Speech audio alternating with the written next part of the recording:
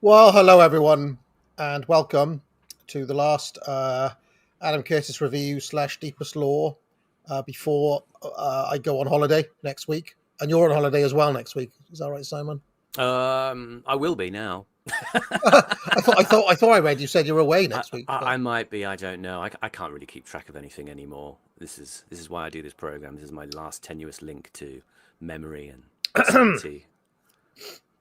Yeah, if your last link to memory is Adam Curtis films, well, God help you. I will say that I am very grateful to our Lord today, because when we woke up, it was 10 degrees cooler than it was last night. Was hellish, absolutely hellish. Even with my, amazing air conditioner, 2000 Super Soaker, which I bought. But basically, the missus was in and out all night, fiddling about with it, worry that AAA was going to get too cold. Then AAA woke up because she was too hot. Oh, it was just a nightmare. The whole thing was a nightmare. I didn't have a lot of sleep last night, but I was so pleased to see it raining this morning, and the temperature, literally we're talking a drop of like 31, 32 to 19 or something. 19, 20. Where it stayed all day. I hate it. I reckon that there should be a government edict to keep the weather from going above 25. It's just unacceptable.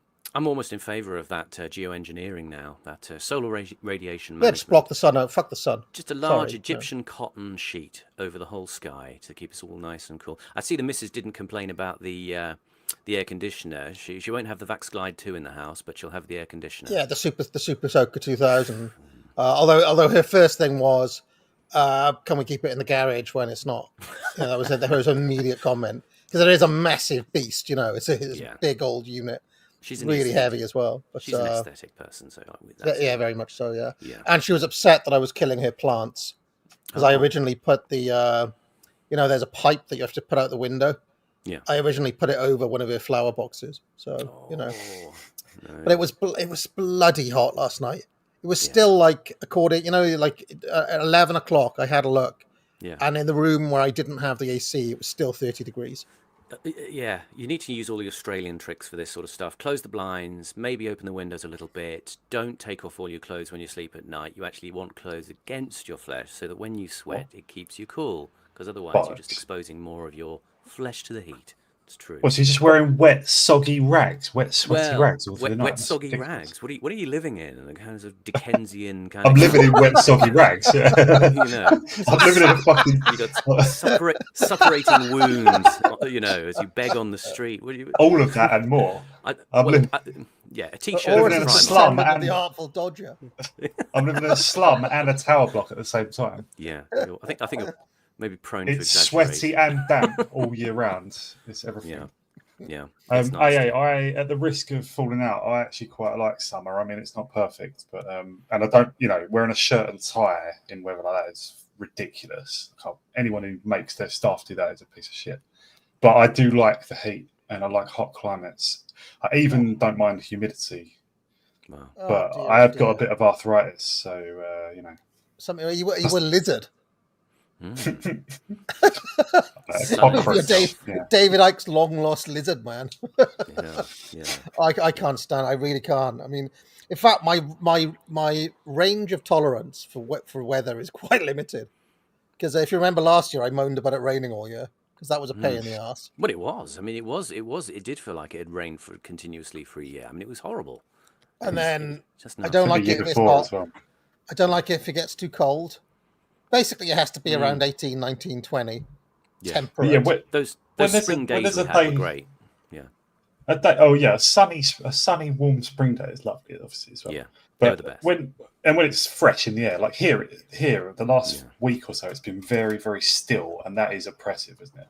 I do feel that, but and I do like those moments when the pressure drops and a storm. Well, where I live, we just don't get storms hardly ever, but I do love when a storm breaks the heat and the high pressure. I enjoy that as well. But, you will usually get one around this sort of time, won't you? Where it'll be kind of a balmy, chaotic, stormy night, and it'll just be cool after that.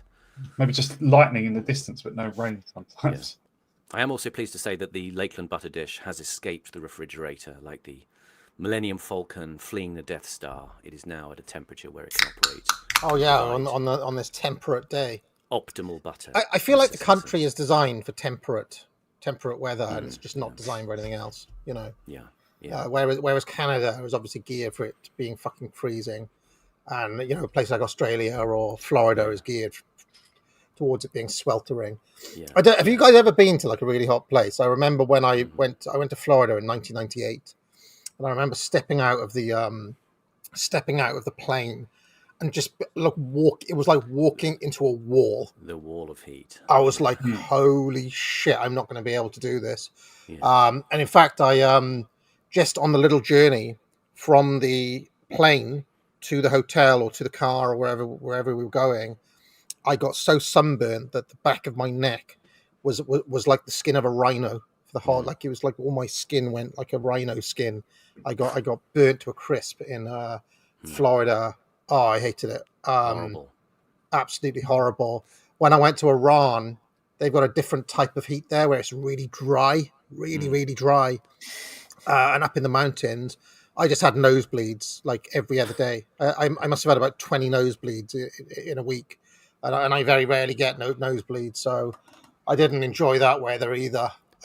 Middle Eastern heat is something else. I mean, those guys we saw out in Afghan in Bitter Lake, I mean, you're talking sort of temperatures of 50 degrees Celsius in the Middle East, and they're running around in, kilos of body armor and backpacks and weapons and stuff like that. I mean, it's impossible to know how the British Army functions, but God bless them, they do.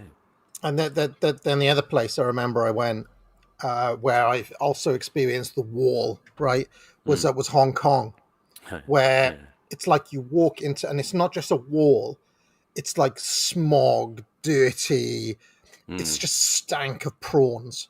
Oh, like, and I was like, I'm not sure if I'm going to be able to spend 2 weeks in this fucking smelly fish stench. Oh, it's disgusting. Did you ever go? There's a shopping suburb called, no kidding, Mongkok. It sounds like a sort of Ricky Gervais kind of name, but it was absolutely foul at street level. It really stank, like you say. It was similar in temperature to Singapore, which was the kind of wall of heat and humidity, but much more pleasant and clean and safe and not smelly. But in Singapore, I got out the airport at 7 a.m. to have a wander around, and there were little Singaporean guys in sort of shirts and ties. I kid you not, running to work. Not a bead of sweat on them. Oh, and the little Filipinos everywhere down those little bridges they've got, like in Hong Kong, and then they're all lined with just like hundreds of Filipino women having their packed lunches or whatever.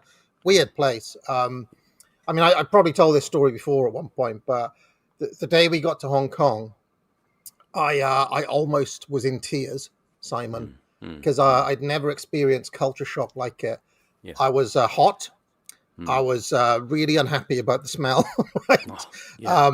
I was starving, right? And we were like, where are we going to eat? And there was this little restaurant like above our hotel room, wherever we were in this district of Hong Kong. Yeah. Got up there, not a bloody word of English. It was all in Chinese characters. Didn't have a fucking clue what was going on. Nobody spoke English or all. I don't know what I was expecting. I was thinking like, well, Hong Kong's been under Britain for ages. Surely somebody speaks English somewhere. No, nobody speaks English. Not a word of English anywhere. So we didn't know what we were ordering. So I just had to point to the menu. Oh, I'll have that, And when they brought out literally a plate of raw chicken now, what? with a massive bowl of like hot water. Oh, okay. And they were like, and they give you a little basket, whatever he was saying in fucking Chinese or whatever. And it was like, you have to cook the chicken in the hot water. Right. And honestly, that is a thing. All over Asia, that is a thing. That broth that you just drop raw stuff like into. scalding the chicken. I was almost in tears. I'm not eating that. I'm just not. I didn't eat it basically. No. I mean, I've never had culture shock. Like, I remember another time there was this tea room they all talk about. You know, when you do the guides and you're like, this authentic tea room, sitting there. Okay, I'll have a jasmine green tea or whatever. Well, you don't even say anything. You just sit there. Little old woman comes along, right? You've got your little cup. They just start pouring it.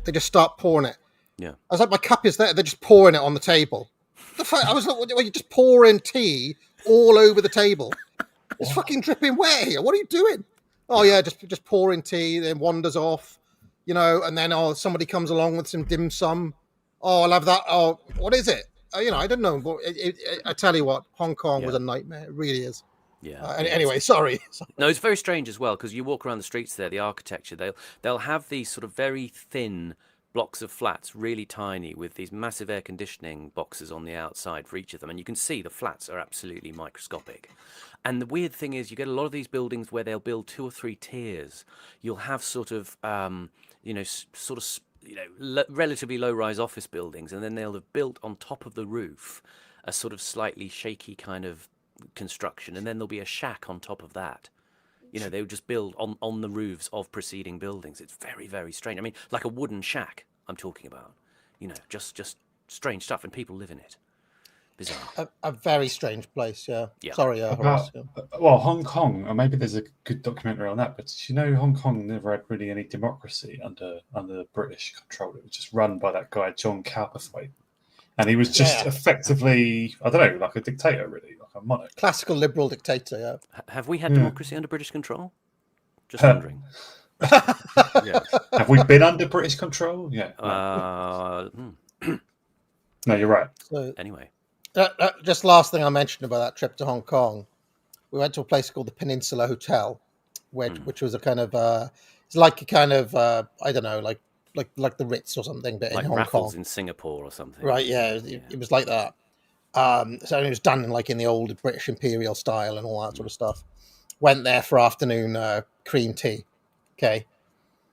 And it was the funniest thing. A couple of Japanese tourists there having a scone, cream tea. They just stuck the cream right, didn't cut the scone, put the cream right on top of the scone. Yeah. And then they had the jam on top of that. I actually had to. I went over and told them, look, you meant to cut it. Is there a term for that, like where people sort of they know about common tourist tropes, so they just live them up even if they're doing it wrong? Is there there's probably a term for that, isn't there? We just think when you're in this place, you go to this place and you do this, right? This ritual, basically. That's your tourism.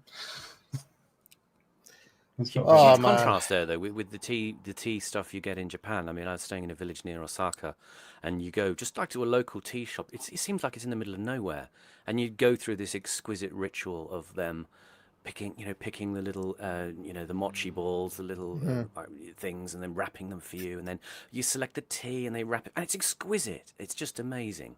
It's just and you're just buying tea and a pastry, really. Yeah, I went to Tokyo and didn't have culture shock at all. I absolutely loved it. It was like, oh, this is cool. This is like being in a computer game or something. It's fucking wicked. Yeah. Tokyo was, but Hong Kong is a different world, I tell you. No. If you had to name which computer game it was like being in, which one was it? What was that one? Shenmue. Do you remember that? something like that. Okay. Yeah. All right. Before we get going, I have to remind people, promo code Scorcher, 25% off. That'll keep on going while I'm on holiday as well. I don't know if there's going to be any content at all next week. I might put out some archives, or might just leave it fallow for a week. But pick up your courses, do them while it's nice and cool. Ow! It's the academic agency summer sale. Use the promo code SCORCHER. 25% off all courses. SCORCHER. Get it now. SCORCHER. SCORCHER. SCORCHER. Promo code SCORCHER. SCORCHER. SCORCHER. Buy it now. All right, so now, just before we get going on this documentary, I will mention cigar fans. I am smoking an absolute classic today, Monte Cristo No. 3. One of the things I like about the Monte Cristo range is that they've kept the same cigars going for since the start. The number 1, the number 2, the number 3, the number 4, the number 5. The number 3 is a Corona. Just a really classic cigar, chocolate and coffee notes, Monte Cristo profile. I should mention the number 1 was Christopher Lee's favorite cigar.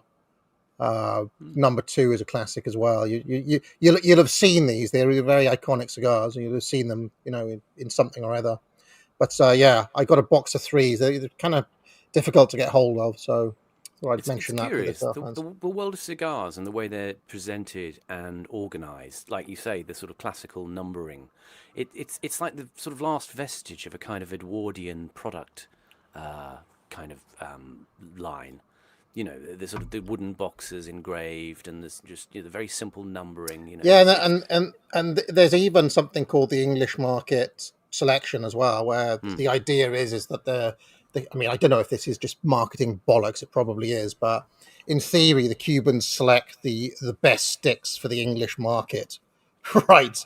So it has this special. If you buy them in Britain, they have the English market selection, which again has got kind of quasi-imperialistic kind of overtones. But I kind of love the history of it, even though it's very obscured and basically makes no sense because. If you can imagine, there are 30 different companies, all with their own traditions. Then they get taken over by Castro and the communist government. So it's all basically just one company, but it's one. So it's just the communist state, but it keeps these brands going almost like they're separate companies. It's very strange. And they each have these little esoteric things, like what's a number 1? It's a Lonsdale, and number 2 is a Pyramid. Number 3 is a Corona, and things like that. Anyway. I just wonder if they're going to do like a Jaguar rebrand at any stage, sort of ruin a prestige brand by a terrible marketing campaign of. They've ruined plenty of brands. The Cuban state. Well, I say ruin them. They basically just cut them down to bare bones. Where there are many markers now. They call them the brands, which are down to one or two cigars, where they used to all have full lines. For example, Diplomaticos only has the number 2. That's the only cigar made under that brand, as an example. Whereas they all would have had the full range at one point. But anyway, what can you tell us about the documentary we're going to watch today? Because it's obscure. To be honest, I hadn't even heard of it. Yeah, this is one. I would say thank you very much to one of my mutuals who DM'd me quite a while back now, saying, "Are you going to cover Every Day's Like Sunday, the Cecil King doco?" And I had a look and agreed. Thought it was interesting. And I'm sorry I forgot, mutual, which one you were, but thanks very much for reminding me to do it. And I kept it in the back of my mind that we had to do this. So this is one that he did as a rough cut on his blog all the way back in 2011. So we're hopping back a little bit here. But I think it's interesting to not only just cover these early documentaries as much as we can before we go towards the sort of the big modern experiments like hypernormalization. And in this one, he's talking, in a sense, something that I'm finding with Curtis is a lot of the stuff is becoming, is resonant again. And he's been talking a lot in interviews lately about, I feel we're at the end of something. And this is, of course, about, in a sense, an end of a kind of patrician or aristocratic elite in the newspaper industry. He filmed this in, well, he didn't film this. He put this together from footage that was filmed around 1967, 1968. when the story of Cecil King takes place. Now, some of it actually post-dates the departure of King from the Daily Mirror, but it's him where he says on the blog, at the same time as this was happening, many of the journalists in Fleet Street were filled with a terrible doom about the future of newspapers. As a result, the BBC got excited and went off and made all sorts of films about newspapers, recording Fleet Street before it died. Some of the material they filmed is just wonderful. It is full of both touching and silly moments of an old world of journalism. And this feels obviously very relevant at the moment, where we're aware that although newspapers haven't stopped existing, they are heavily subsidized as a kind of another kind of ancient prestige brand. But increasingly, as we know, the takes that come from newspapers are falling aside in the way of, if you like, these alt media ecologies, such as where we are on Twitter and other kinds of outlets that are springing up to really blast away the sort of the old takes, the old kinds of positions that have been very sort of convenient for the established power structure in the UK certainly. So that's where this film is coming from. As I say, Curtis didn't launch it as a sort of canonical Curtis film. It's there on YouTube now, and the blog entry is still there. I've read a little bit from it just now, but other than that, it's in line with other things he talks about lately. That newspapers, they're now to us part of what frames the historical debris. These fragments that we scoop up. And puts them into this frame, as he talks about, I think, in the intro to this film. It's very like way back when I talked back in the Mayfair set, that you have an era and its episteme, what Curtis calls the big idea of our time usually, and like it's like a crashing airliner. We smash into the ground, but we survive and we stagger away in the debris field. And then later on, someone comes and they sort of forensically reconstruct all the debris. It's funny because I was watching Hypernormalization again in preparation, and there's a clip about Lockerbie, the Lockerbie bombing. And there's some really, eerie footage of the big warehouse where they've got a massive metal frame and they rebuild the smashed aircraft onto this frame and force it back into a kind of echo of its form. And that's really sort of, again, an analogy that Curtis is leaning into here. You're taking, the fragment is the gateway to the whole. Is the methodology of history he uses here. We're working out why the thing crashed, and we're putting it back into some sort of frame, and we're also seeing the frames breaking down successively over time. So that's where we're coming from with the newspaper world. Just before we get going on this, do you think? Do you ever find it curious that of the kind of newspaper tycoons, it's usually Rupert Murdoch that gets it in the neck? It's never like the owner of like CNN, for example, or the New York Times. It's usually Rupert Murdoch who gets it. And I just wonder about that. I having a look at the Cecil King chap, he is also, let's just say, of the same sort of background as Rupert Murdoch, and not of the same sort of background as CNN or New York Times owners. I just find that a little bit curious. Yeah. Well, what we'll discover as we go through, it'll hit at a certain point. But essentially, this is a story of the old aristocrat finding that the spells no longer work for him, and then the insurgent outsider comes along and essentially does what he was doing in a very limited form. Does it better. Sorry, Simon. There is an almighty hullabaloo in the chat from screeching trucks. Oh no.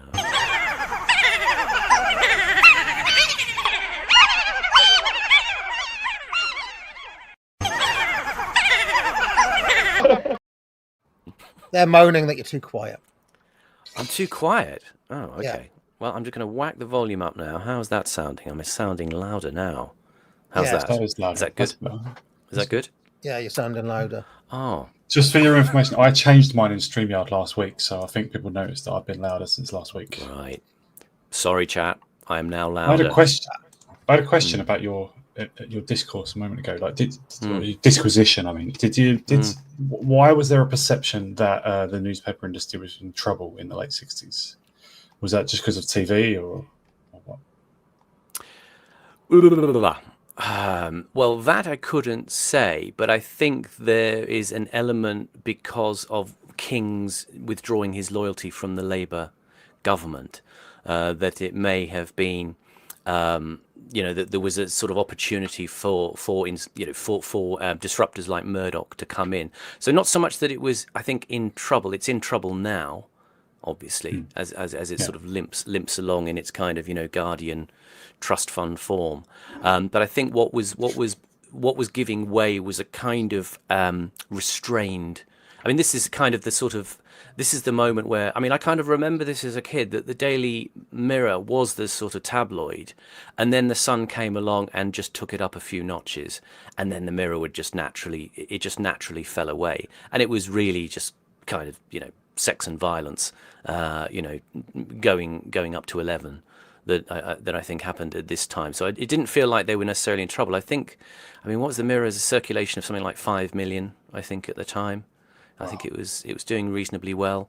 But you could tell it was kind of paling alongside the Sun, which was coming in sort of hard and fast, and giving the people what they wanted according to the free market. But it certainly was, you were going to look at the Sun, because that's where the sort of lewd and crude and fast and funny was, and the Mirror, was just a little bit too prudish. And you'll see a sequence in this film which kind of gets at that, and of course, as we see, King was a dangerous figure in a sense. He was an erratic figure, and one that was best off out the way. And as a result, there was a fissure, and Murdoch kind of rushed in to make up that energy. The Sun is the original slop, if you think about it. It's the original. The Sun is like inconsistent as well, right? I mean, the Mirror has just been decidedly left wing ever since it started, I think, right? Definitely was in the 30s, I know that. Whereas the Sun did go for we know of it as like Murdoch sort of Tory, generally anti-EU, but Tory-ish apart from that, right? But it wasn't always. Apparently, before Kevin Mackenzie, the Sun didn't really know what it was. Sometimes left wing, just trying to be generally sort of populist and stuff. Yeah, it was raucous. I mean, do you remember? The opening sequence of Withnail and I, where he's in the cafe, and he's watching. He's reading the paper, and he's reading these sort of lurid headlines. I wanted to be a woman, says priest, or whatever, or all these kinds of things. And I think what you get the sense of was that the Mirror was leaning into a certain amount of that kind of lurid quality, but the Sun was just doing it in a zingier, shinier way. It seemed as if people were sort of actually in a kind of weirdly, I don't know. It's like doom scrolling now. You're doing it, and it's bad, but you're still doing it. It's got that compulsive quality. It's that jouissance I've talked about before, but it gets depressing. And I think the Mirror sort of becomes kind of depressed. And again, you see a sequence later on where one of the editors is being a bit snarky about the Sun's content, but the fact is the Sun was the one that, got the 9 million readers. And when did the Sun become? When did the Sun become? It's Nick Ferrari.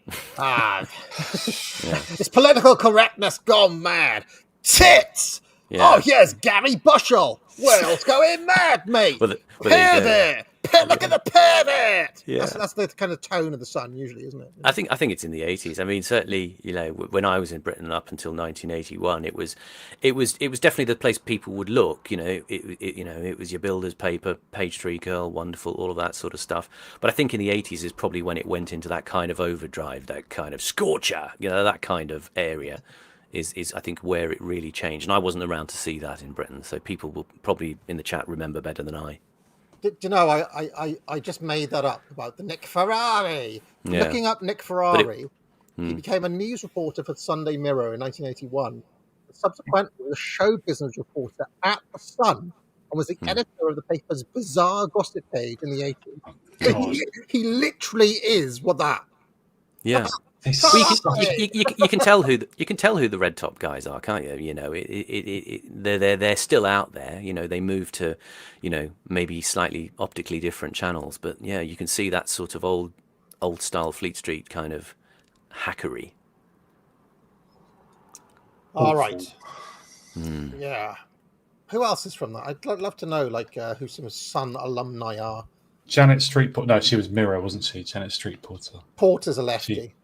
She used to be in the Mirror, yeah. The Sun, you got Trevor Kavanagh. He's been there for like 12 centuries or something. Dominic Mohan. I think he was editor of the Sun, but he used to be their showbiz guy. The 3am girls, that was the Mirror, wasn't it? Yeah. Everyone loves the alumni 3am of the Sun. Tony Parsons. He's the Sun now. Tony Parsons. I feel like Gary Bushell is a guy I keep on thinking of. Yeah, he was the TV critic, wasn't he? And he had like a real kind of pig face. You know? I mean, I can only think And of he people was like like- Piers Morgan, but he was Mirror, wasn't he? So it's like all the sort of ones who translate to, you know, being talking heads, respectable social commentary come from the Mirror, and the Sun is just kind of, they're just out and out sharks. Notable writers for the Sun include Eureka Johnson, Rod Liddle, of course, knows for his outspoken views. Where is Rod Liddle? I've got him on speed dial here. Where is he? Where's what? I think that we've reached peak wank.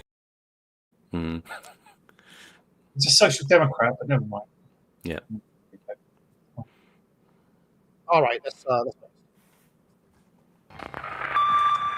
Everyone knows that newspapers don't always tell the truth, but we still believe that they somehow reflect the world as it really is. But this isn't true. Newspapers are elaborate constructions, and the journalists are the construction workers. They take millions of fragments every day and assemble them into a picture that fits into a frame that everyone recognises and understands. should have mentioned this is from the Pete Curtis period, Simon, isn't it? In a sense, as he's I mean, you can hear he can hear it on the opening soundtrack. There, it's a track called "Wunder" by Burial. Sort of this echoing, sort of frequencies. You know, it's slightly industrial sound. So he's starting to move in this kind of direction before he builds into these, you know, more dreamy montages. But he's using some of the soundtrack that he's going to use later. Yeah. And that frame is designed by the powerful in our society, above all by an alliance between politicians and media barons. But sometimes the frame cracks and falls apart. The last time this happened was in 1968, and it led to the dramatic downfall of the most powerful newspaper owner in Britain, Cecil King, and it almost destroyed the Labour Party. And out of the ruins would rise a new Mogul who would begin to construct a new frame. Rupert Murdoch. And as for you, Hunky Tonk,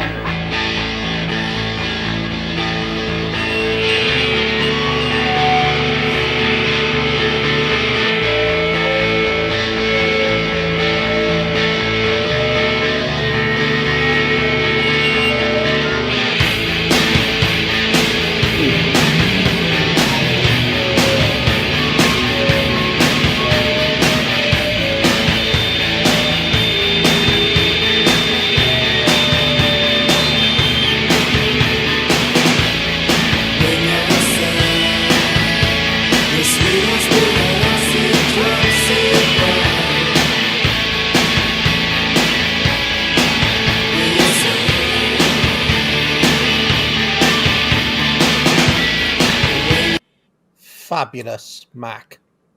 Yeah.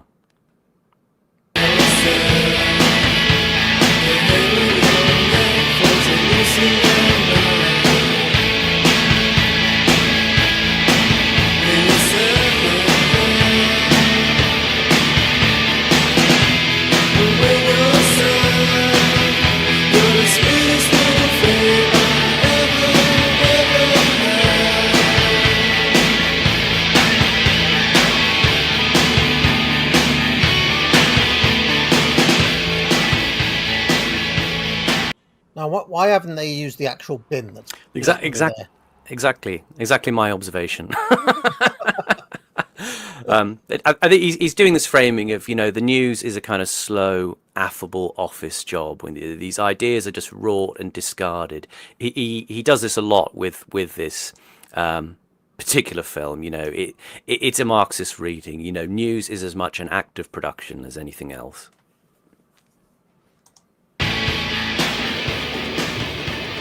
Prudle.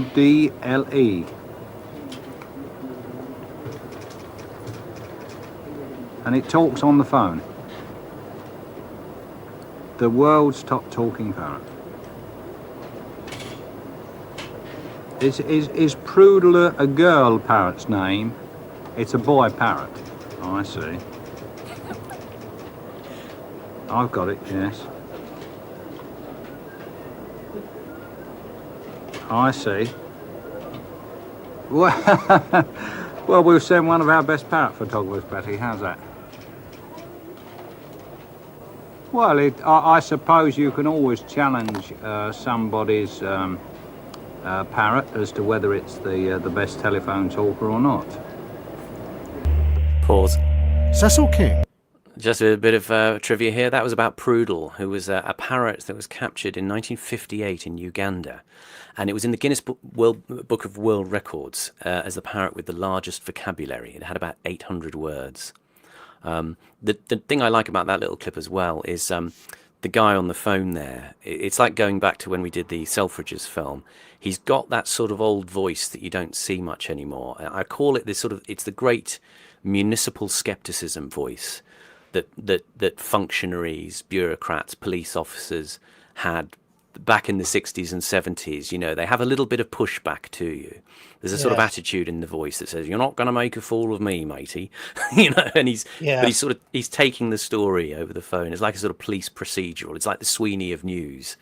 And another feature of it as well is, that you see in this footage, you're reminded that in the 70s, a lot of who you see represented on screen is people who are essentially late middle-aged, Mm-hmm. And the idea of the parrot that talks on the phone. I mean, I think Curtis is kind of underlining a point there.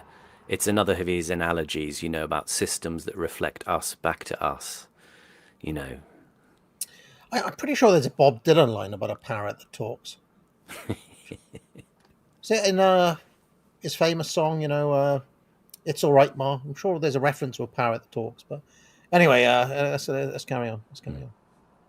Ran the International Publishing Corporation, which owned the Daily Mirror. It was the largest newspaper business in the world, and it controlled 40% of the newspapers in Britain. At the time this film was shot, in February 1968, King was planning to use his immense power to mount what in effect would be a coup, and bring down the British government. His friends in the City of London had convinced him that the Labour government were hiding a huge financial deficit, and that if they did not cut it massively, Britain faced disaster. It's weird, isn't it? The more things change, the more they stay the same. A Labour government trying to deal with a massive deficit. I seem to remember something about... do I remember when we did Trumpets and Typewriters? There was something about Lord Northcliffe. King was his nephew. Didn't he try to bring down the Liberal government or something at the time, back in the sort of First World War? Yeah, that's true. Yeah, the ammunition crisis. So the kind of the sedition is in the family.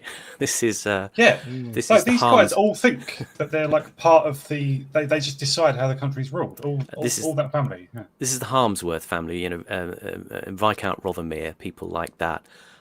Interesting things. They founded both the Daily Mail and the Daily Mirror at the end of the 19th century. And an interesting thing I read about was there were papers that were based around audience demographics, and this was a relatively new idea. With the Daily Mail was aimed at office boys, and the Daily Mirror was aimed at women. But ironically, this commentator says the Mail today is the only majority female audience of any British paper. Is that right? Is that so? It's very interesting. I mean, they push their female brand very heavily. But have done for a long time as well. That's old now. That's 30 years old, isn't it? Yeah. You see here, they talk about IPC. This is the sort of the big publishing empire that included the Daily Mirror and about 200 other papers and magazines. They also bought something called Amalgamated Press, and they renamed it Fleetway Publications. Now, if again you're a child in the 70s and 80s, you may almost certainly have had an annual of a comic at Christmas that was published by Fleetway Publications. They were the kind of main line into what children were reading.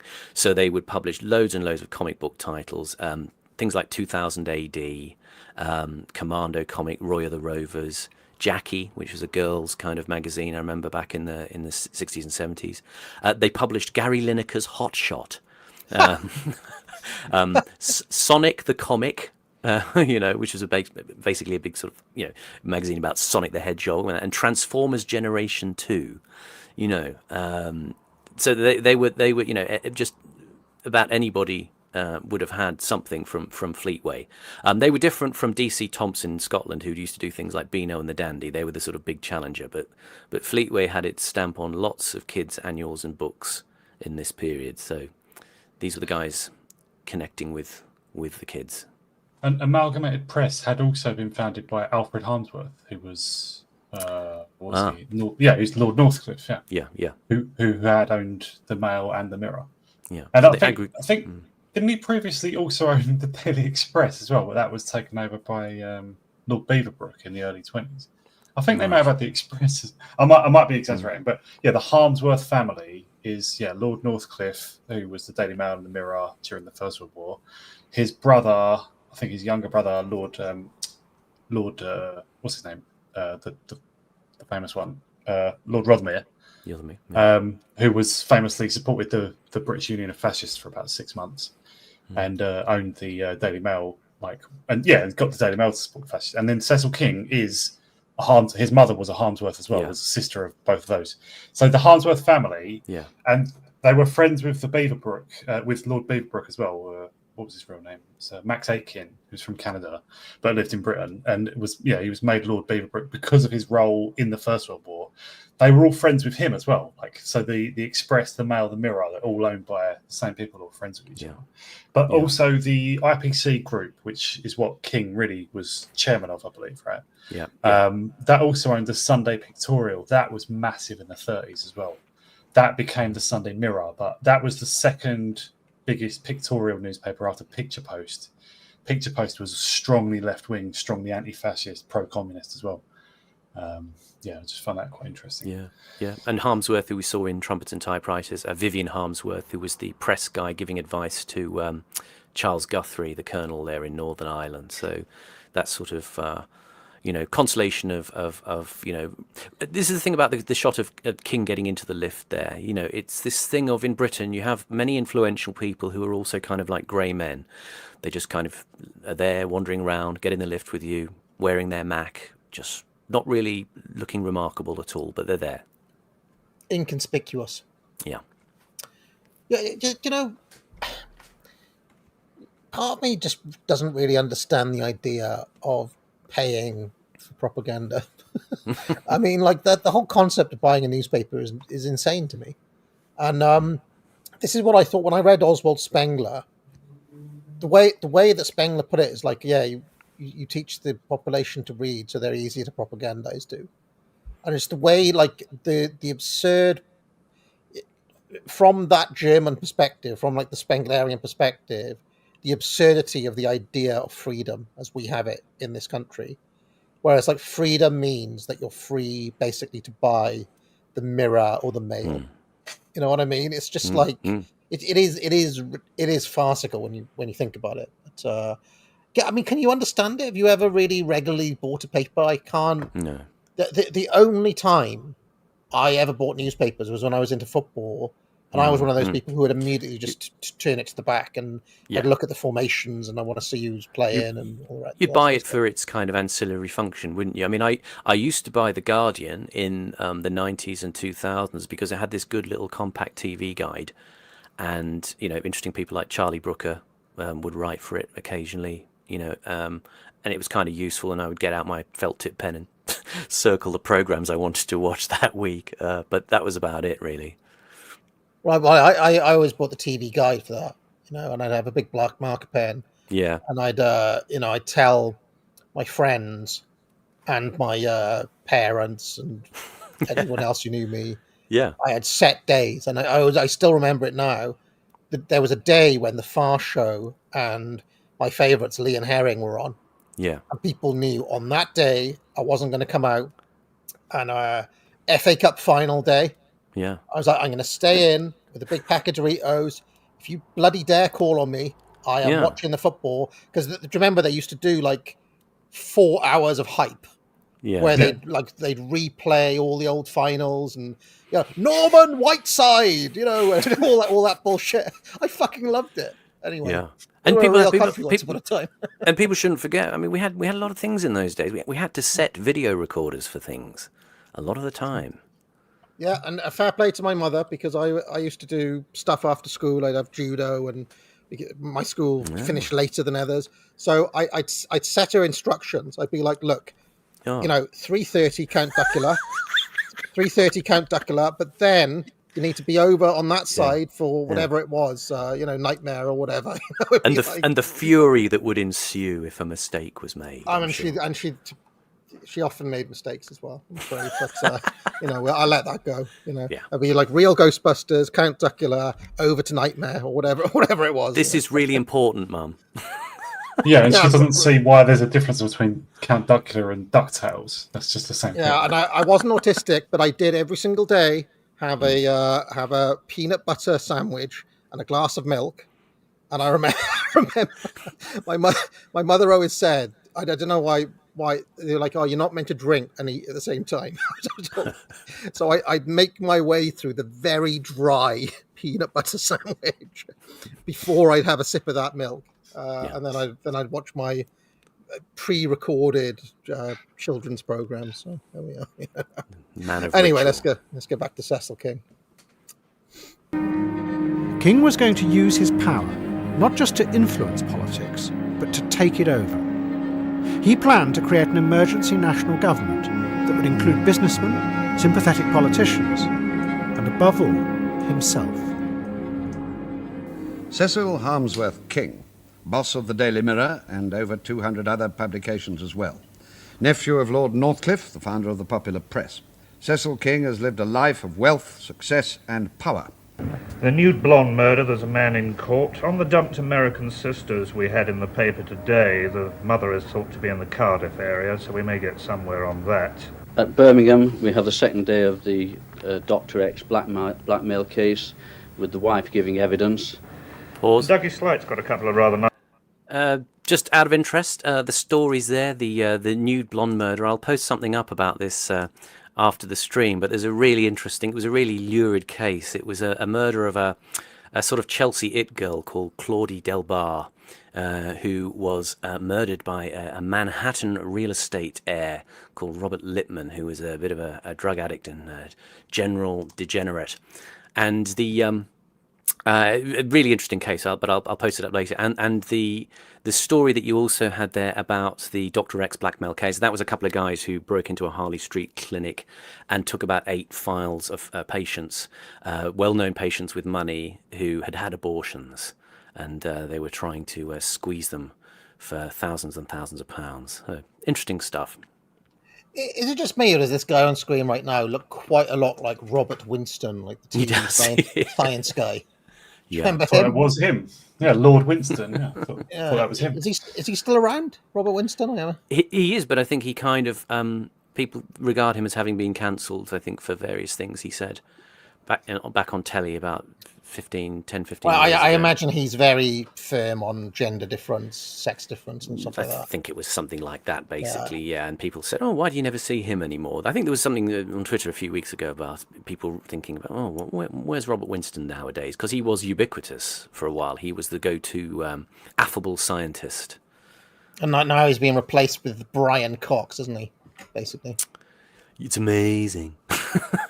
just fucking, yeah. And in America, what was his name? The black dude. Neil deGrasse Tyson. Neil deGrasse Tyson. Yeah.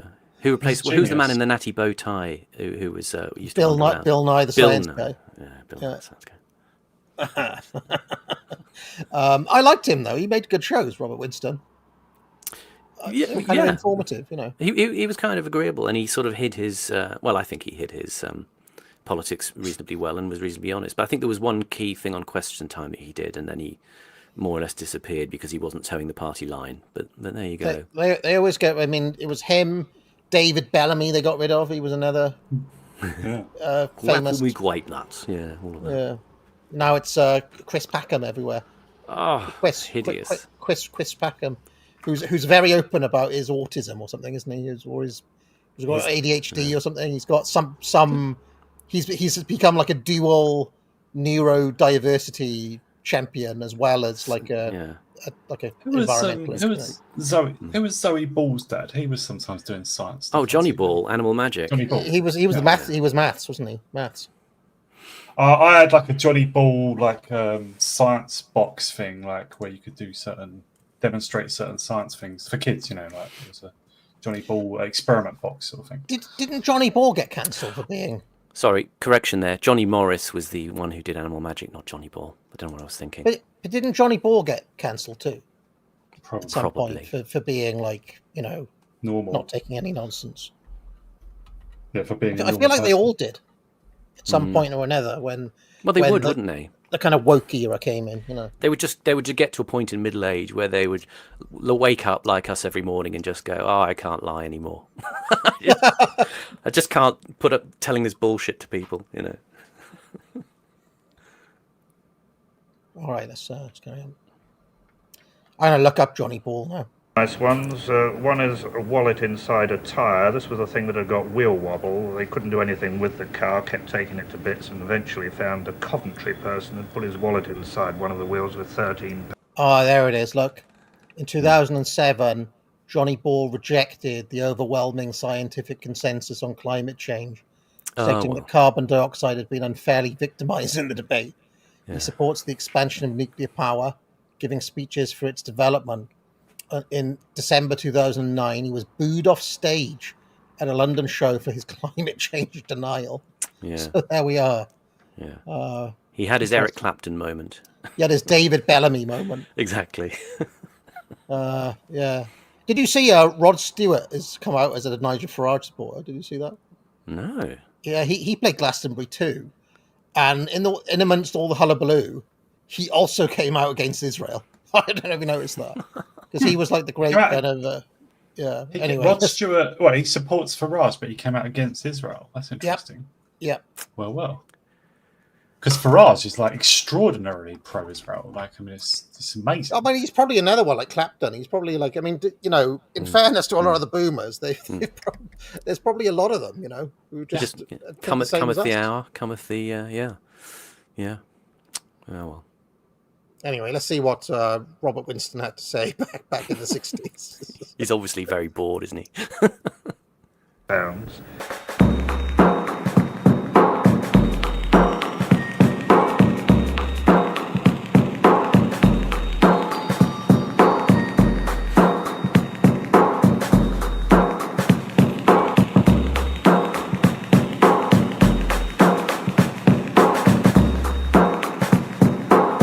But in fact, you have been a little frivolous at times, have you not? I mean, it's not a very weighty page, let's face it. Oh, yes, it is. Certainly compared to other. Well, I'm looking behind me, keeping the grace and losing the wrinkles. Well, that's a very serious page. This is our point. It's a serious approach to serious... Just watching decline in action. Yeah. Yeah. Just decline. There's something a bit funny about this. I mean, this footage actually predates 68. This was actually the 15th of August 1967. I managed to trace the story that they were doing there about cosmetic surgery. I can't find any information on who these two ladies were. And the women's page in the Times actually first appeared in 1937. So Kurt is being a little bit fast and loose here. The Times as a paper with its main editor, the first editor of the Times that was female, was actually Rachel Beer, who was the editor in 1891. Which was interesting. She was of the Levantine origin. Right. So I think she might have been born Rachel Sassoon or something. She was. Was she a suffragette or a? Or I don't know about that. Don't know. I'm just saying, if she was a woman who was active at that time, many women, of course, were not feminists who were around then as well. So Feminism was a small minority position at that time. Yeah. I couldn't trace much on female journalists at this time. I did my best looking for these ladies and others. I mean, the best I could come up with was the associate editor of the Mirror was a lady called Felicity Green, who is reasonably well known. But other than that, it's very difficult to find out about women in newspapers in this sort of era. Is Zoe Ball still around? Yes. Zoe Ball is the perennial. You know, when anybody high profile gets cancelled, like with like a film dumped Jonathan Ross, Chris Evans left BBC Radio 2, didn't he? Zoe Ball always seems like the kind of replacement. Although I think in the film case, wasn't it Claudia Winkleman? Is that right? Yeah. Sort of ubiquitous. Zoe Ball was kind of laughed at for quite a long time because she had some mouth surgery, and there was a photo that just made her look ridiculous. And I think that sort of made her a joke for some years, but she's probably recovered from that now. She married Fatboy Slim. Yeah. But now she's divorced from Fatboy Slim. Yeah. You mean the House Martins Norman Cook? You mean? Yeah, him. Yeah. What you Yeah. doing when the fat boy slip it up? You mean Beats International's Norman Cook? Yeah, him. And I think he was at Glastonbury too. I think he led I think it was Fatboy Slim who led a thing where they had Trump on the screen, and they were kind of putting up your signs, or they were vicking Trump on the screen. And Sorry, I've got Norman Cook led it. I'm pretty sure that happened. I've got to tell people, like, I've seen Fatboy Slim at Glastonbury. He seems to play there every year. He seems to play there several times every year. He obviously loves it. Glastonbury is not like what you see on TV. It is full of like lefty, white, middle class people, whatever, and like just silly things. There is a good side to Glastonbury as well. Like, you can just ignore and avoid all the political stuff. Although, if Fatboy Slim is now doing stuff, maybe you can't. But when I went in 2005, it was just a music festival. I mean, there was the left field, but that was just one field, you know, where you could go and watch Tony Benn talking to Mark Thomas or something. But that was just that was just for the people who wanted it. It wasn't on the main stage. That all came in the last sort of 10 years or so. It was like, the main stage act now they've got to make some fucking statement. You know? Imagine if they'd got Tony Benn on the main stage like Corbyn, you know. Tony Benn. That would have been great. I tell you what. I have flicked my Twitter over to, because you know for ages they said, oh well, forget For You, just go on following, right? Yeah. Because For You was, after Elon Musk took it over, it was just intolerable. It was just pure slop. Elon Musk posts, libs of TikTok. Very nudgy. Well, right now the For You is a lot more kind of, I see a lot of stuff I wouldn't usually see. And I'm guessing because I posted about Bob Villan or whatever, it shows me a lot of the left. I'm seeing Owen Jones posts and Nash Sakar and people like that. Tell you what, Owen Jones and the left are extremely fired up about this. And they're talking about being ready to go to jail. Right? Owen Jones cut this kind of sweaty, he was almost in tears. Oh, he looked wretched, didn't he? But they're talking about being ready, being prepared to go to jail for the struggle. It's kind of interesting what's happening. Yeah. For what? For the struggle of protest? For the struggle of Palestine. Palestine action, yeah. Palestine action. It's protesting against the proscription. It's Palestine action. It's Bob Villan. It's just the whole thing, because all they do, right? And I've gone on various different leftist accounts. It's all, and I'm not talking about one or two posts. It's all day, every day, all day, every day, going back like 2 years. That's all anybody talks about. I had reason to look up like one of my old colleagues, somebody I knew in the world of academia. Just went on her Twitter profile, see what she's been up to. You know, all day, every day, genocide. Like it is all they talk about. And I'm saying, the reason I'm mentioning that, something is happening over on the left that I think is going like slightly unnoticed. They're moving into a kind of militant mode that we haven't seen for a while. And then with Owen Jones to be talking about being ready to go to jail, kind of interesting. They're not backing down one iota. I think it's like a sort of Weathermen Underground moment from the Do you know what I mean? They're all going to start disappearing. How much of it is LARP, I don't know. But if you've seen that Owen Jones clip, it was fucking deranged. Because Owen Jones is what, late 30s, mid to late 30s? No, now? he's over 40 now. I thought he was a bit. I'm a bit over 40. I thought he was a bit younger than me. I thought he was about 5 or 6 years younger. No, that's just his gay face. Okay. Yeah, it's the boy wonder. Oh, so he's about the same age as me and you, AA. Then. Yeah. So, because maybe he's dreading that inexorable move rightward that most people experience.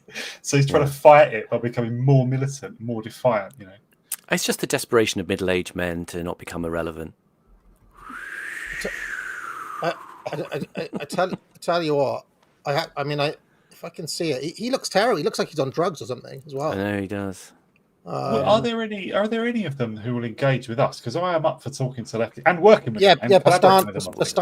Bastani is he's a mutual of mine now, and I've heard on the grapevine he's been in to talk. You know, so. If I'm the sticking block, don't have me on. Just have him on instead for a week or whatever. I don't mind. Because I do slag him off sometimes, you know. But I don't know if he notices. But he's got a good framing with that downstream show that they do, which can have some interesting interviews on it at times. You know, but they do need something other than Gary's economics. The thing is that Bastani is the only one of them who's smart enough, probably due to his genes. But he's the only one of them who's smart. You mean enough. Persian, don't you? You mean the Persian? Yeah, I do. Yeah, or his natural instincts, I should say. He's the only one who's smart enough to frame things in a way that doesn't try to piss off the native population or doesn't. All of the others, Owen Jones still does it. You know, they always throw in. If they do what the Bob Villain did, right? Yeah. They pepper their anti-Israel stuff with basically anti-whiteism, right? Whereas Bastani seems to get that is a losing proposition.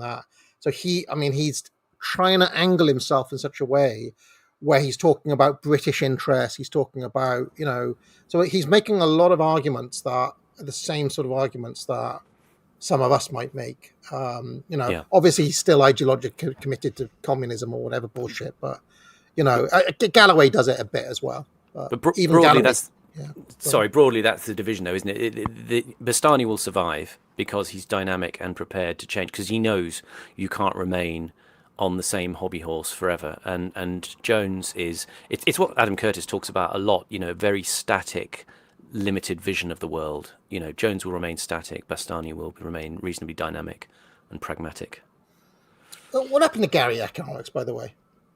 He's still going. He's just sort of doing the rounds. He was everywhere for a while, and now I don't seem to see him anymore. But. Yeah, he's just kind of lounging around on various podcast chairs in his sort of awkward pretzel way, being angry. All I'll say is, right, the left, and see, I was worried that this might happen, and it is happening, because the left is getting so militant on this. They are actually starting to be genuinely edgy again. There's a kind of edge to it. Yeah. Like even that Owen Jones they have got thing, a point. Yeah, because they're genuinely fighting power, right? They're genuinely fighting the establishment for the first time, like in about a decade.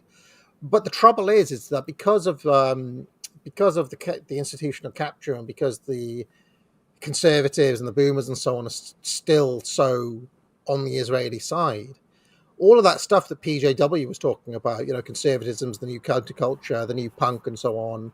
I feel like a lot of the punk energy is going back over to the left, and the right is allowing Israel basically to hijack all of the energy it's built up. So. Yes, and I think that is the danger with what's developing, you know, in the last week or so is the comfort of that surge of enthusiasm develops into a complacency very quickly, and the other guys will have the insurgent mantle back. So you can't really allow yourself to be too self-congratulatory. You still have to keep an eye on a dynamic presentation of what you're doing, never staying still. I think Rupert Lowe sits. Sorry, I was just going to say, like, Rupert Lowe sits in the middle of, like, sort of whether, because Rupert Lowe has said things in favour of Israel before, but we noticed that his response to the, you know, Bob Dylan thing was not. He did make it about Britain, Lowe. So at least the people advising him, if not the man himself, they know that you know, the right thing to say is that Bob Dylan's anti-British, not anti-IDF, right? Yeah, no, his new Lowe was just on the right side of that.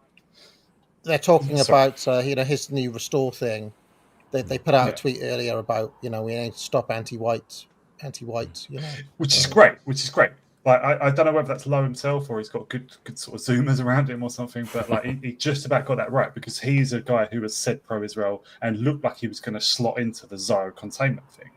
It looked like that to me for a while, but like he's either getting good advice or he has caught the wind himself. But if it's left up to the Alison Pearsons and the Andrew Neils and the everyone, they will make it all about Israel.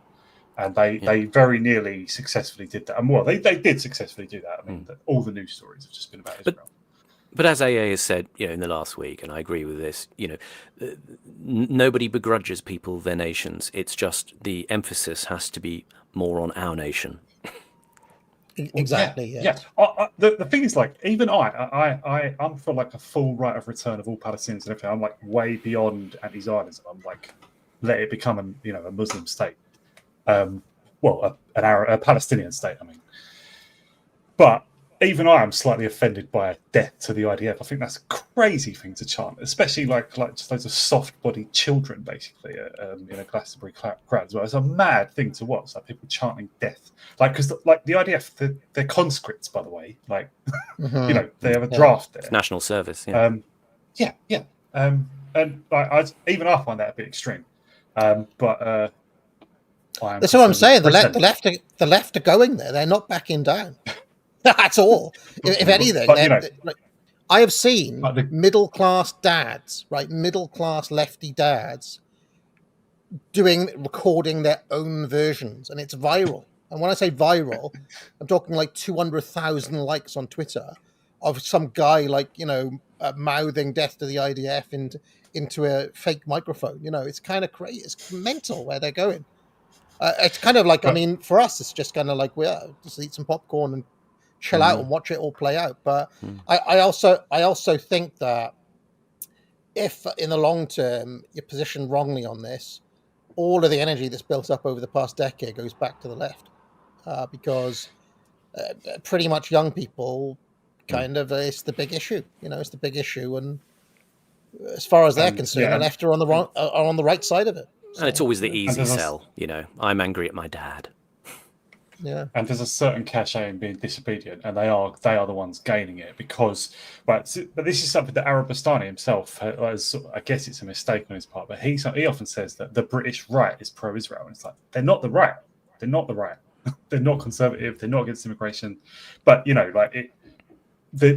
Andrew Neils and so on have successfully done it. They speak for the right as far as most people are concerned. GB News speaks for the right as far as most people are concerned, right? They do, yeah. And it works. They have successfully yelled over us for the last few days. It's horrible. Yeah, just about. But I tell you, I watched a debate between Fuentes and Dinesh D'Souza on Alex Jones, which was kind of annoying because Alex Jones was really happy that they were having this debate, and he at the start he was like, "I'm just going to let this roll. I'm not going to interrupt." And then he literally interrupts every 3 minutes, and his interruptions are like, "Oh yeah, this is a really high IQ debate. It's great. It's great that we're having this." And it's just like he's got nothing to say. He's just interrupting them to remind everyone, "Oh, what a great debate this is," type thing. And then he's like, "Oh, I'm finding this pretty hard to follow, but it's great. It's really annoying."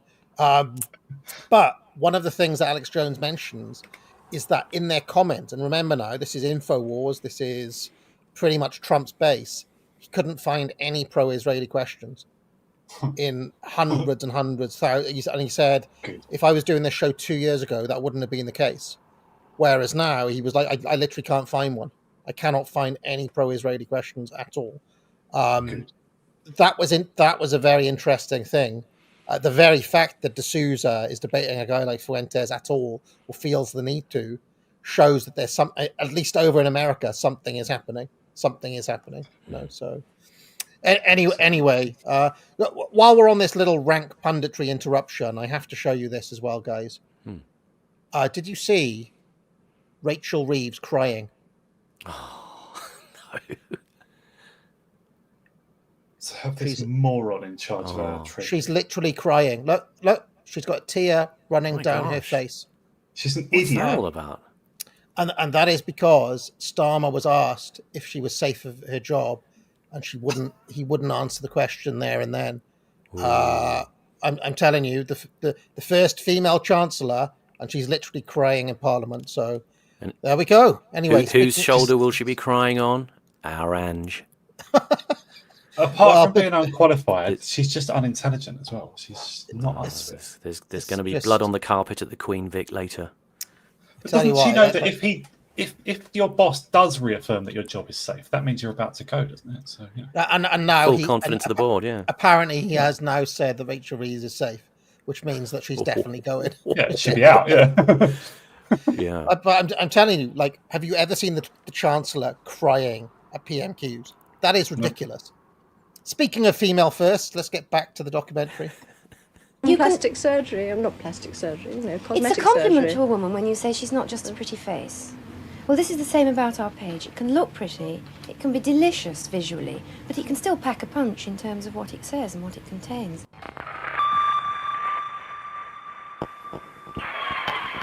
I have it on very good authority that one of the characteristics you do share with your late uncle, Lord Northcliffe, is the relentless pursuit of personal ambition. Do you agree with that? No. I very much wanted to be chairman of the Daily Mirror and strained every nerve to become chairman of the Daily Mirror, which I did 16 years ago. But since then, I've just tried to develop the job I had. Well, the phrase relentless pursuit of personal ambition comes from Mr. Hugh Cudlip, 35 years your close cooperator in his famous book, At Your Peril. Hugh Cudlip was the editor of the Daily Mirror. He was a journalist of genius because he had created a completely new kind of newspaper. In the 1950s, with Cecil King's support, Cudlip had turned the Daily Mirror into a paper that was of the people, that connected with their dreams and their fears, but also set out to change them.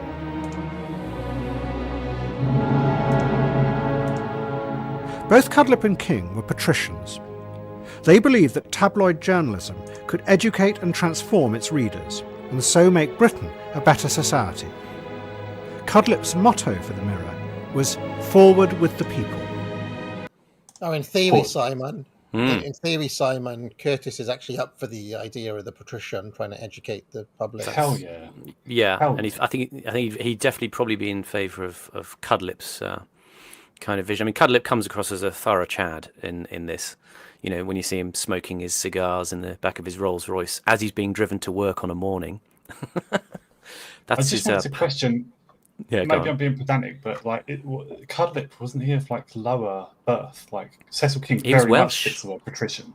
Yeah, he's from Wales, and he went to born in Cardiff. Yeah, he went to a state school, I think. And just father was a travelling salesman.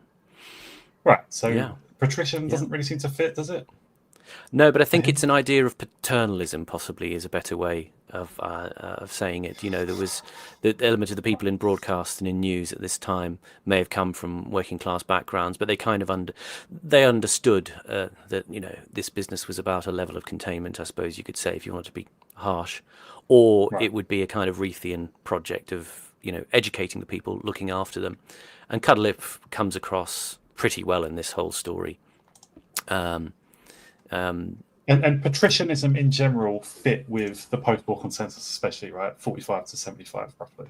It just that everyone was a patrician in some sense, like all the people in charge of anything, because everything was kind of top down and issued to the people from above. Like, and that is like as AA said, that like Curtis does totally approve of patricians in all areas. Like, totally it's the last vestige of what I tweeted about Rupert Lowe the other day about noblesse oblige.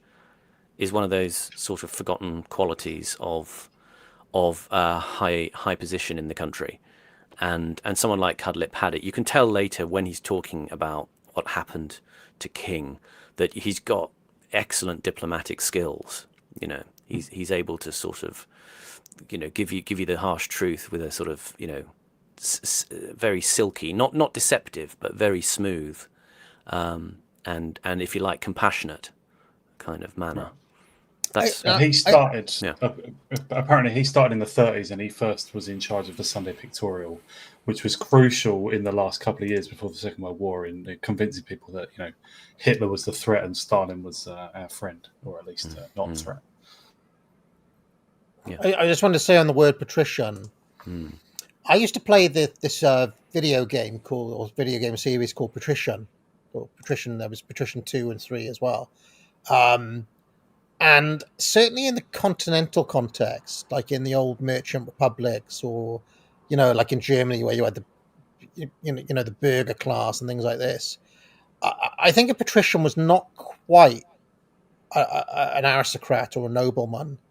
It was actually like a kind of higher ranking bourgeois who'd come good and had become like a kind of ruling class through guilds and things like this. So that I think there is a second sense in which patrician may apply to a guy like this as a kind of high ranking bourgeois as opposed to like old aristocrat. If that makes any sense. And the Harmsworth family were bourgeois, right? They made their money in the late 1800s, I think. So they were not old money either. In campaign after campaign, he used the mirror to lead public opinion, not to slavishly follow it. Cudlip achieved this by finding ways of linking new ideas to how the mass of his audience already instinctively felt about the world around them. In all of this, he was supported by Cecil King, and the two men became incredibly close. Sorry to interrupt it again, but Rachel Reeves is not just crying; she's bawling her fucking eyes out. They've got it. They've got a different angle here. I'll just share my screen. Look, she's absolutely bawling. Bloody hell! Have you ever seen that? I've never seen that before. Wow, that is remarkable. Sorry to interrupt. This is leading. This must be leading the news now, surely. What's Lisa Mandy doing there? Well, she's in the government, mate. She's like the culture minister. I just mean, what sort of face is that? Yeah, it's he's a right bastard. I mean, she knows. Shit. This has got to be it for this government. It's got to be it for this government. Mate, you're too optimistic. Don't you know that? I never use this phrase, but don't you know that nothing ever happens? Like did you see? Do you notice on trending there, City of London trending? I just wondered if that might be a response. I think that might be to do with a claim that Matt Goodwin made. Where he said 84% of new births in London are non-British, but he did a bit of sleight of hand where it's City of London. Oh, I see. And the left have seized on this as a kind of little because the City of London refers to like the little square mile, not like Greater London. Yeah, there's about 3,000 people in the City of London or something, isn't there? Yeah, so it's a very small number. The actual stat is something like 60%. It's something like 60. But Goodwin, he got a lot of people alarmed by saying it was 84%, but he was actually talking about the little City of London. Yeah. So. Yeah.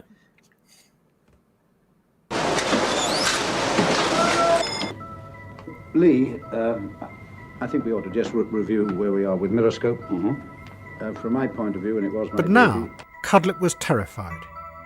He believed that King's attacks on the Labour government and his plans for a coup would destroy the Daily Mirror. Cudlip wrote in his diary, "King's crusade against the government has reached the obsessional point of no return."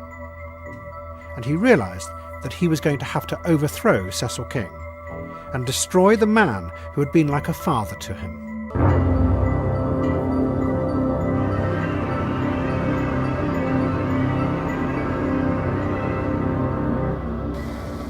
Saturday morning, just before 9 o'clock, in Mr. Harold Wilson's Glasgow hotel suite, after a breakfast of finnan haddock, poached egg, orange juice and strong tea.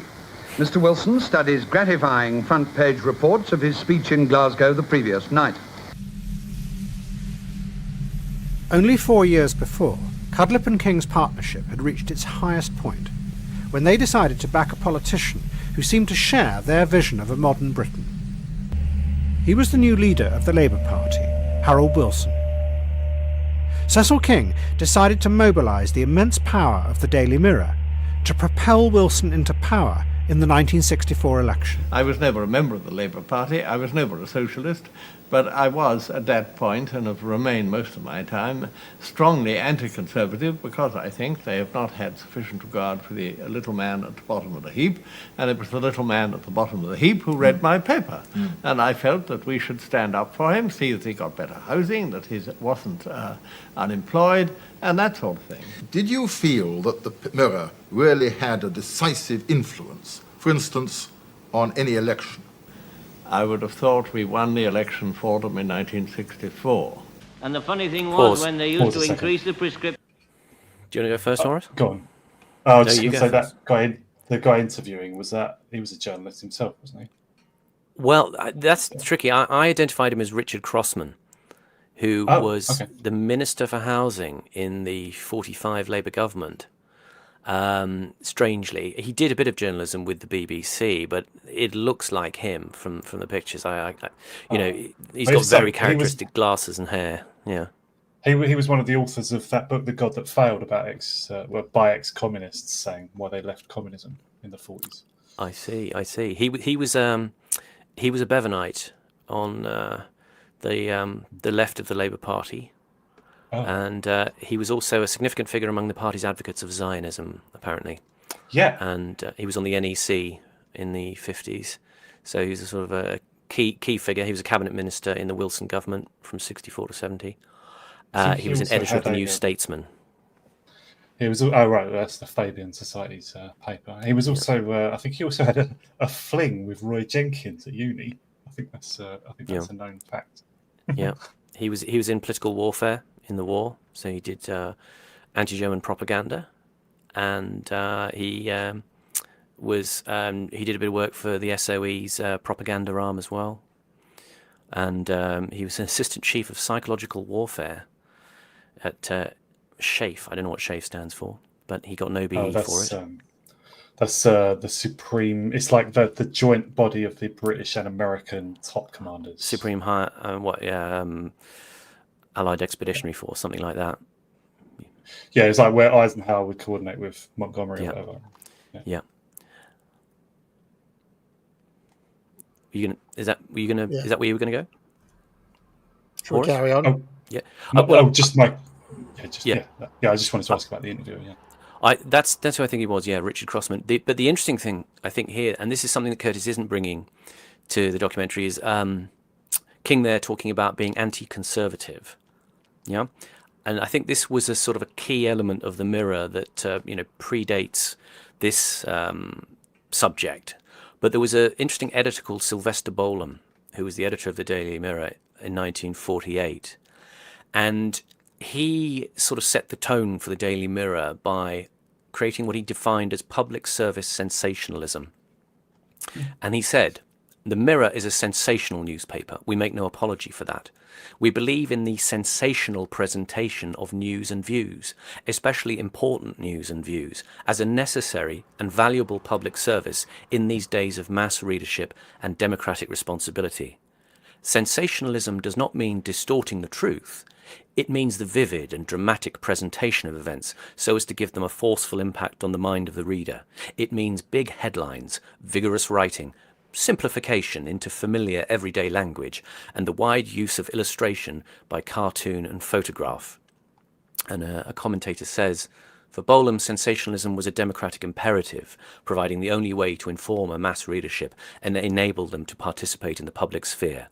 Every great problem facing us," he argued, "will only be understood by the ordinary man busy with his daily tasks if he is hit hard and hit often with the facts. Sensational treatment," he concluded, "is the answer, whatever the sober and superior readers of some other journals may prefer." After the Second World War, this paper used the sensational presentation to articulate its support for the Labour Party. And while it did not slavishly follow the party line and could be sceptical of left-wing radicalism, it developed a powerful, reformist, anti-conservative voice. So there you go.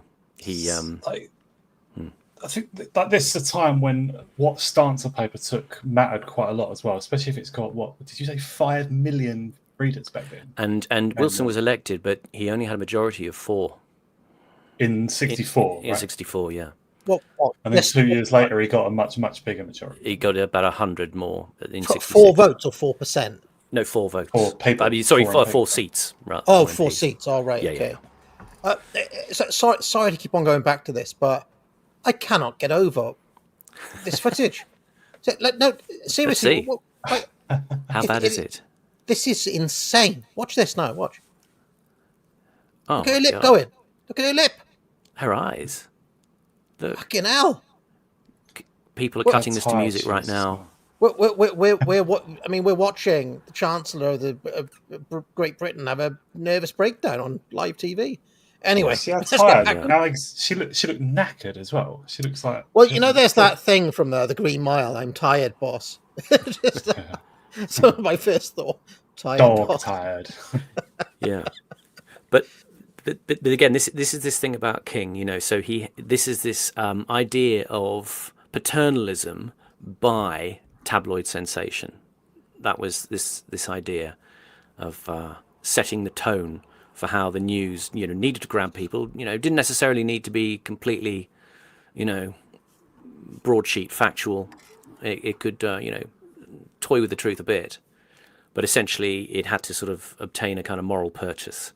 Simplify, and repeat it. Yes.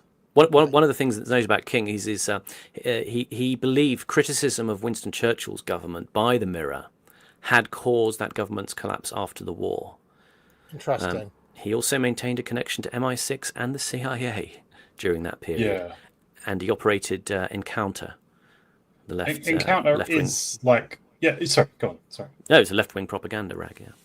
Yeah, Encounter is like the epitome of, I don't know what you call it, like CIA run media not CIA run, but CIA supported media in Europe, right? Encounter was like famously the CIA's worldview, put out as a intellectual magazine, obviously covertly at the time.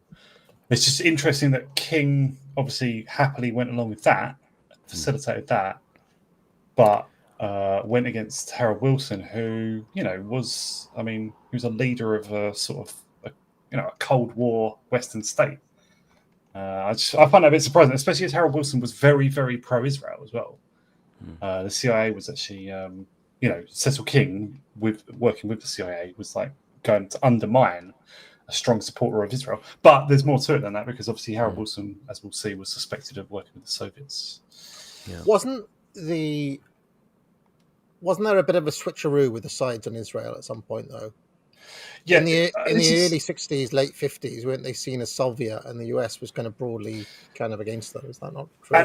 Even a lot of like really sort of identitarian Jews in America and Britain weren't necessarily pro-Israel. Yeah, it's something that's grown. Like, Zionism has become much more mandatory in the last 20 or 30 years, I think. I mentioned about Thatcher Thatcher is obviously thought of as very pro-Jewish and pro-Israel, but in America, it really accelerates under LBJ, doesn't it? After the death of John F. Kennedy. And I think just that, whatever the TV series, just called Shoah or something, I think that made a big difference in the 70s as well. Anyway. Just double the prescription charges as they did after 59. These weren't remitted again in the pre-election handouts that they used to give. Thank you very much.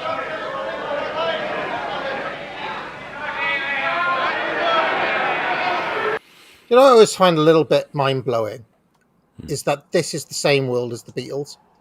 I always, and it really cut. There's that Bob Dylan documentary. It's called "Don't Look Back," where he goes to London in 1965, and there's guys in bowler hats, and and then he goes and has a spliff with Donovan and all that sort of stuff. I always find it kind of crazy that it's the same world, and it comes across if you actually watch like the Beatles films. You ever seen any of the Beatles movies where like old man Steptoe's in the train with them? Seen that? It's kind of I've seen the Yellow Submarine. There's I can't remember which one it is, but there's one where the very first scene has got old man Steptoe. He's playing some sort of character, and he's sitting in the carriage with the Beatles, and I think his name's like Mr. Clean or something. It's really weird, and it's kind of like the Beatles inhabited this exact same world, and yet in your mind they don't feel like the same world. Do you know what I mean? It was in Hard Day's Night, yeah. Hard Day's Night, that's it, yeah. Yeah. There was a documentary, it's on YouTube, I think it's just called I Hate the 60s, I think that's the name of it. And they just make the point in that like, whatever you could... Sorry, what? Yeah, I actually uploaded that. It was a bit... Because Peter Hitchens features it in it prominently, so I uploaded it myself. Yeah, so, yeah, go on. And, just in that, though, the narrator... I mean, it's a little bit... It's a little bit humorous, the documentary, but the narrator just says, like, yeah, the swinging 60s happened in, like, 3 streets in London. The rest of it was just, like, the 50s. That's it. Everything was still just in black and white, you know. Carnaby Street was swinging. In that Dylan documentary, there's a great scene where the media come in, right, where the newspaper men come in, and there's that guy with the kind of thick-rimmed glasses, you know, and they're very of that old-fashioned Fleet Street, you know, Mr. Dylan, blah, blah, blah, blah. And it is thought that song, Ballad of a Thin Man, is like about that. It's about that encounter with those journalists in London. So, you know, something happening here, but you don't know what it is, do you, Mr. Jones? Anyway, let's carry on. Quiet, please. I'm afraid your aim is no better than your material, my friend. I'm sorry, we are still in the main part of the business. This is not a commercial. It seemed to me in 1964 our propaganda was very, very intense and I thought extremely effective.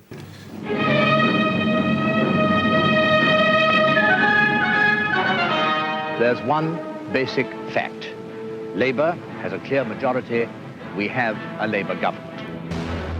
Labour won the election, but by a tiny margin of just 5 votes.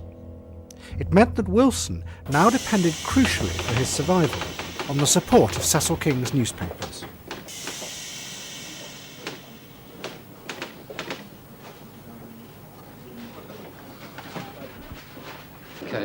This is a sport feature for next week. It's the build-up to the League Cup final. And Sport are doing a feature on Chelsea's most glamorous fan. It's gorgeous. I bet did she not appear in a Hammer horror film? She looks like because you remember I did that Hammer thing, and the boss of Hammer would see posters like that, and he'd be like, right, she'll be in the next movie. You know, she couldn't act at all, but it's just like, yeah, stick her in a bra, get her up there. Anyway, isn't that how Marianne Faithfull got a career? Someone just sort of thought she looked nice. Well, she couldn't sing. But... Yeah, well, there were in this era there were tons of Bond girls and Hammer horror kind of. Dolly Birds. Britt Eklund doesn't seem that great an actress to me, but she got quite big. Yeah. You know, maybe if they're lucky, they get a Carry On out of it. You know, but Russ Meyer films were coming out about this time as well.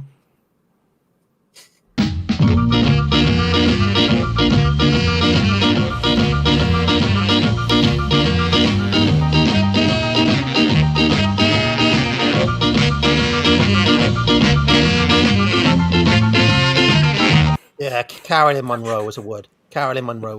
Yeah, sorry. Yeah. Look at this face. Yeah, cheeky truck moment.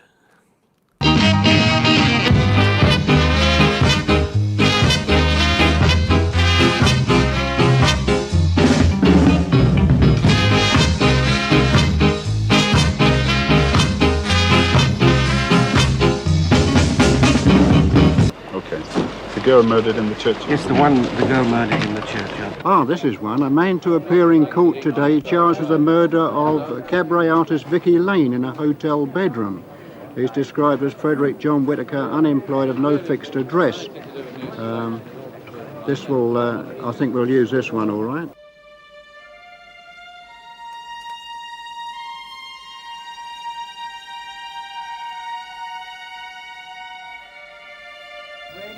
Freeman stuff.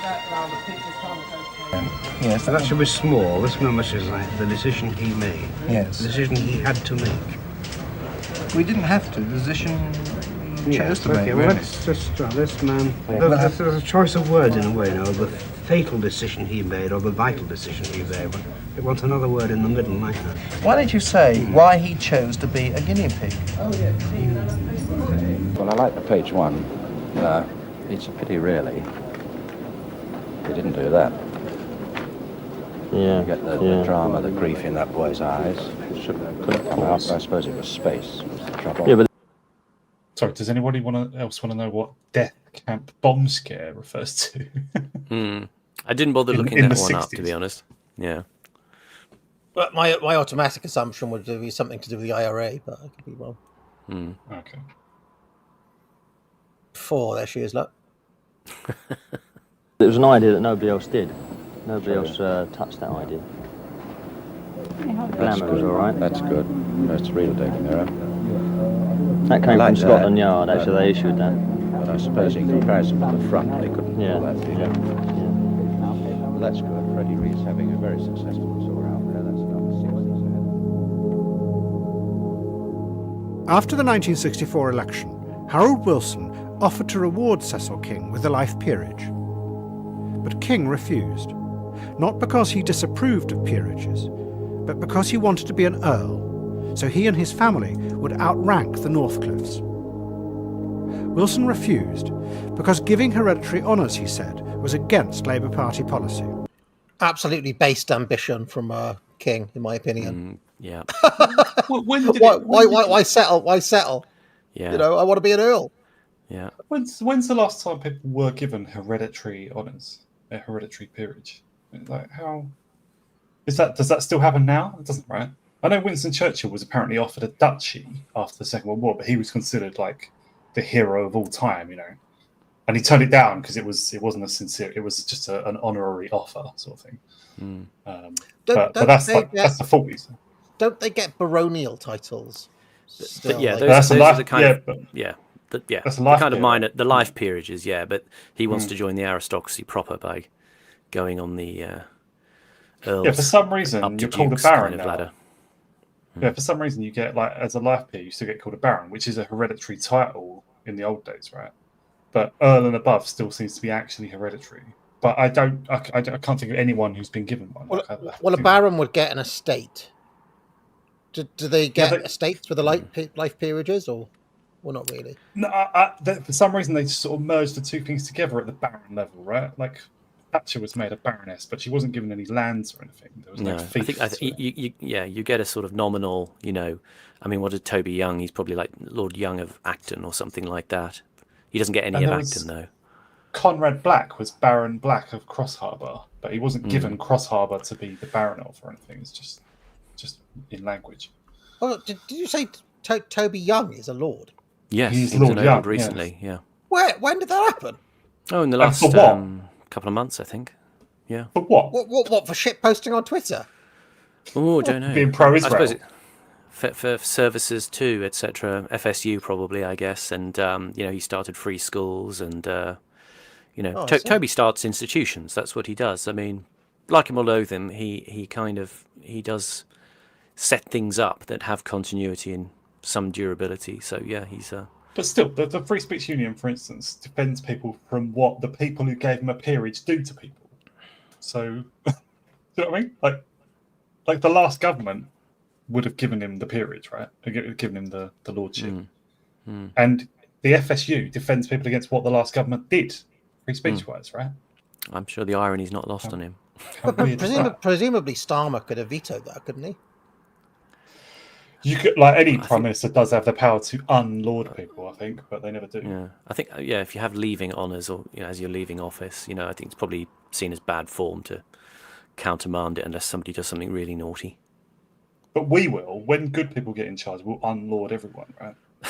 And MBE everyone and everything, right? I'm going to do that if I have the power. Like everyone's losing their OBEs and MBEs, and then make all your friends lords. Lord Morgoth. Yeah, sure, yeah. And it will be called Lord Morgoth, not his real name. Lord Morgoth. Of South Shields, even if he's not. Of Review. Of the Shires. King was furious, and in his fury, he began to turn against the Labour Party.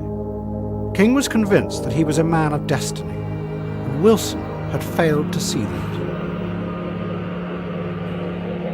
Bill Deeds, who would become the editor of the Daily Telegraph, described King's growing megalomania.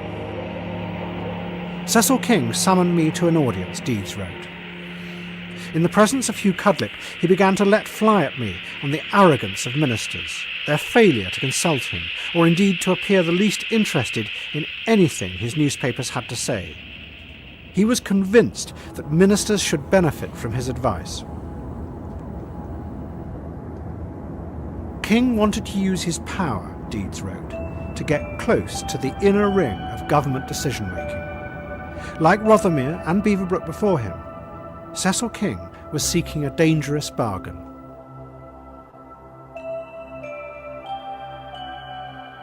Pause, please. Now, why is that a dangerous bargain? I mean, doesn't Curtis think that the power is always with anyone but the politicians? Doesn't he think that politicians have given away their power? I know he says that happens in the 80s, right? But why is it a dangerous bargain? Like, isn't he in Curtis's point of view, like anyone but the politicians are the ones with the power? So surely it's them who should be endangered by him drawing closer to them. I just want to say that I love that shot of his unrepentant ambition, his unapologetic. Yes, I want to do this. Yes, I do want the power. It's kind of based in a way. I've always kind of respected the tycoon who's just kind of like a little bit mad once more.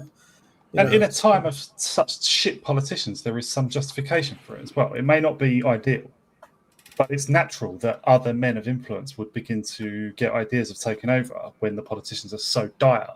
Like Harold Wilson was a terrible prime minister.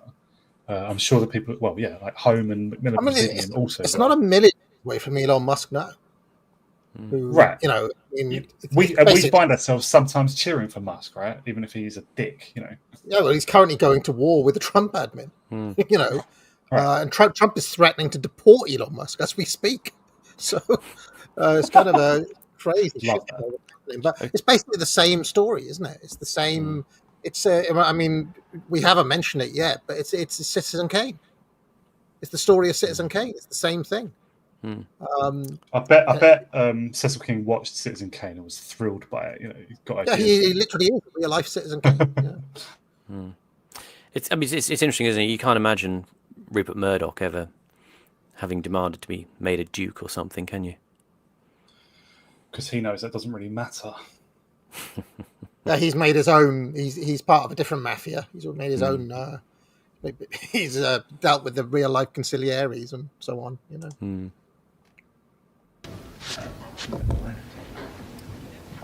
For Zuma, Citizen Kane is a film directed by Orson Welles in 1941 about a newspaper tycoon, about a media baron.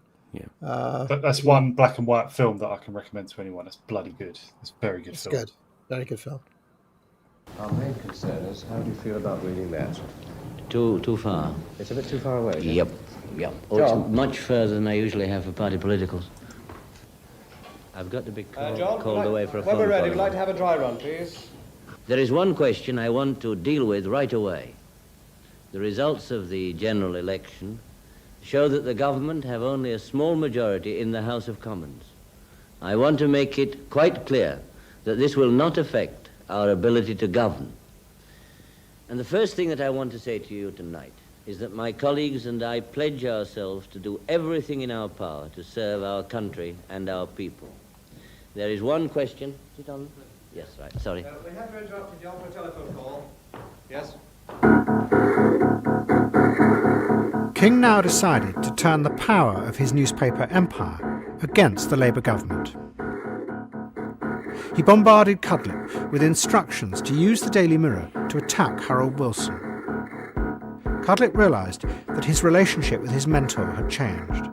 Simon, this is wicked music. What is it? It's 32 Ghosts, number 4 in Roman numerals by 9 Inch Nails. Wicked. King was becoming distant and unreachable, driven by a powerful fury. Faced with this, Wilson tried to placate King. In March of 1965, he made King a director of the Bank of England. Wilson thought that this would allow King to feel that he was at the centre of economic policy making. But in reality, Wilson had made a terrible mistake, because he had put King in bed with the deadliest of Wilson's enemies.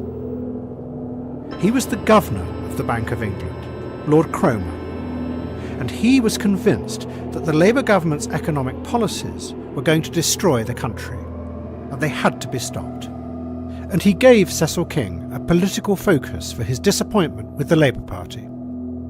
What made you and the... Can I just say, how fucking stupid is Parrot Wilson? I'm going to make a guy who is angling to be my enemy at this moment a director of the Bank of England and put him in touch with my arch enemy. What a fucking mentalist. Isn't it interesting that the head of the chief governor or whatever, the head of the Bank of England, the head of the board or whatever, was an enemy of Wilson. This is 30 years before Gordon Brown's made the Bank of England supposedly independent, right? So this is just under direct control of the Treasury, I think. Obviously there's still some sort of arm's length pretense, but he could have just got rid of Lord Cromer. Like, didn't have to do that. Didn't have to have him there. Like, could have appointed King and got rid of Lord Cromer. Like, why? To me, or was it never really dependent? To me, this is a Tyrion Lannister move from Harold Wilson, a kind of really stupid error. Why would you ever do this? It's just crazy. Anyway, let's carry on. Daily Mirror. Mr. King fall out of love with Mr. Wilson and the Labour government. When did you begin to get disillusioned? What began to turn you against them or to lose faith? Well, I think that so many people hoped that they would be able to deal with our economic problems more effectively than the Conservatives. When it became perfectly obvious that they were not, that they were showing even less foresight than the Tories had, well, then one began to get disillusioned and apprehensive about the future. Roy, hold up on page 1. Got a new story. Throw out your fire heroin. Yeah. And in here we do 30 Labour MPs voting against the government on free milk in schools. Oh, we had one, it's fairly well-known one now, the man who came in one morning at about 10 and walked into the waiting room, sent for me, and said he wanted to confess to a double murder. And I said, well, what did you do exactly? So he said, well, I killed a young woman, and I killed the boy she was with. So I said, well, how can you prove it? He said, well, I cut her flesh. So I said, how do you mean you cut her flesh? He said, well, I cut her flesh. So I said, well, how do you prove that? He said, well, I brought it with me. On the table was a parcel wrapped in newspaper. So I said, oh, what's in there? He said, well, the flesh I cut. So I said, well, open it. He said, no, I won't. I said, but you will. So I made him open it. He was sweating like mad by this time. And he opened it, and inside were the two breasts of the girl he killed. I think that's fine. And that is mental. Absolutely crazy. That was the Gravesend Marsh murders that happened in 1961. And it was a guy called David Sims, who was a 28-year-old carpenter's mate, and also a psychopath and sexual sadist who he got these two kids who were 16, had a shotgun and kind of marched them off to the marshes. He strangled the boy and then did the same with the girl, and as he says, mutilated her. He was definitely a weird character. I'll post some stuff about him later, but not a very nice case. And he was put in Broadmoor on a 21-year sentence. He died in 1990. So he could have been hanged, but it was deemed sort of a manslaughter by insanity kind of case. Strangling someone it takes some determination. Like, they're going to be trying to hit you and fight back and poke your eyes. So you use some sort of twine, to strangle them. I just wanted to remark on before that. You said that we're dropping the story that you were going to do because we want to report about the 30 Labour MPs rebelling on the matter of milk in schools, milk like provided by schools. Do you know when? That was just a couple of minutes ago. Do you know when that was, Simon? Was that in the right period that we're talking about here? Milk in schools. I remember it at school because there was the Maggie Thatcher milk bottle snatcher thing, which was early 70s, I think, wasn't it, when she changed that? Because that was under a Tory government. Mid 70s, I think, around 75. 76. Heath Like government, right? It must have been. She was education minister, wasn't she? So that was. She took over, in 75, I think. Yeah, so it would have been after that. So it's early-ish 70s, right? Didn't even have milk when I was a kid. They just gave exactly. There was milk available. Like some kids seemed to have milk when I was in school, but it was like you had a voucher. Milk was good. It was a good thing. But also the milk producers had a hand in that as well, I imagine. But milk marketing board. Yeah, buying off politicians, right? Big Milk was had its claws in the government. But I'm just curious because he mentioned there was a rebellion by backbench Labour MPs against the government, so I assume that was against Wilson's government, I guess. But like similar to now, right? You've got these insane benefit situation, PIP, Motability, all this stuff, and Labour backbench MPs, the absolute dross of the country, like people who were like the 400th choice of candidate even for the Labour Party. They are rebelling against the government to ensure that basically the economy is ruined as quickly as possible. Okay, can I just say the markets have reacted to Rachel Reeves crying, and if you don't believe me, that's the moment she cried. That's the pound against the dollar. It's crazy. It's absolutely crazy what's happening. It's like when the first Brexit referendum results came in. Do you remember? Indication of confidence in the markets. Doesn't cover your face up and give you a blonde moustache or something. Your blonde beard.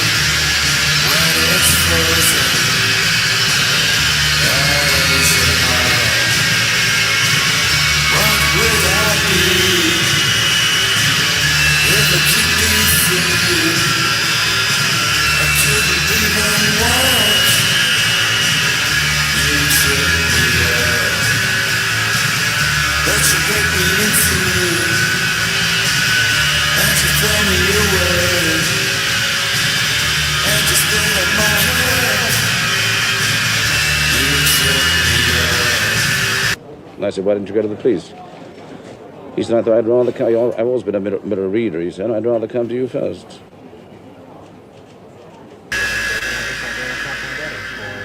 Pause. Just briefly on that, a little montage really about the sort of moment where journalism turns to prurient interest. It's sort of age of sex and violence coming on. You get echoes in that sequence of the model there, with, in films like Blow Up in the 60s, it was, mid-60s, it was, it was kind of cool and chic, but here it all kind of looks kind of seedy.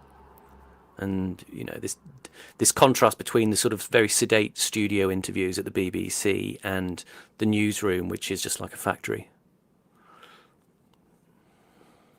Started cleaning the arches, but they've uncovered, or they appear to have uncovered some rather interesting crests underneath the grime on the arches. Sounds as if it might be a job for one of the trainees. It does indeed. It may involve some scrabbling about down there. Yes. What about Edwina? Has she done anything like that before? She hasn't indeed, no. We can dispatch her quite soon with the photographer on the scene. You can fix the photographer, Harry, can Yes, you? Jeff Tyer's in. Is he? He's quite a good lad at climbing up scaffolding and things. Yes.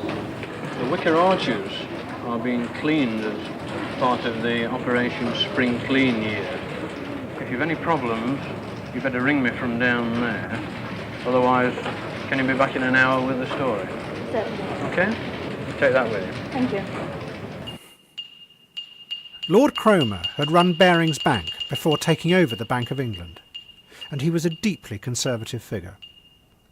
Harold Wilson was convinced that Cromer was the leader of a plot by city bankers to bring down the Labour government. Lord Cromer, from his point of view, was convinced that Wilson was leading the country to disaster because he was refusing to do anything about the huge deficit that Labour had inherited from the Conservatives. In a series of dramatic confrontations... Where's that footage from? It looks like... it reminds me of... Mayfair set. It's the court of the Bank of England. It reminds me of Mary Poppins. Invest your tuppence wisely in the bank. Anyway, let's go on. Yeah, Cromer was plotting, by the way.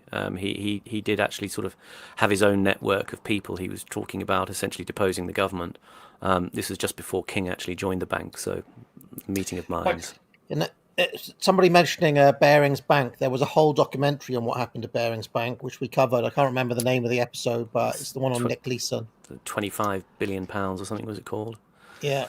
But yeah, if you go in the back catalogue, there's a whole episode on it. Yeah.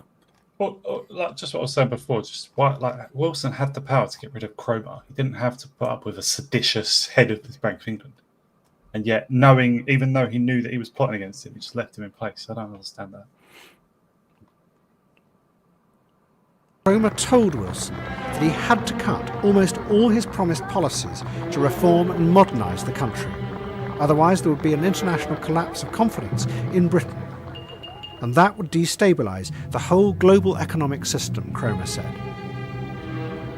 Wilson refused, and in private, Cromer began to talk of forming an emergency coalition government that would replace Labour and make the necessary cuts. And the man... Do you think this is happening now, by the way? In all seriousness, like, what is actually going on? It really does feel like Reeves has been told from on high, you better sort this out. And Labour the backbenchers are basically like put a spanner in the works.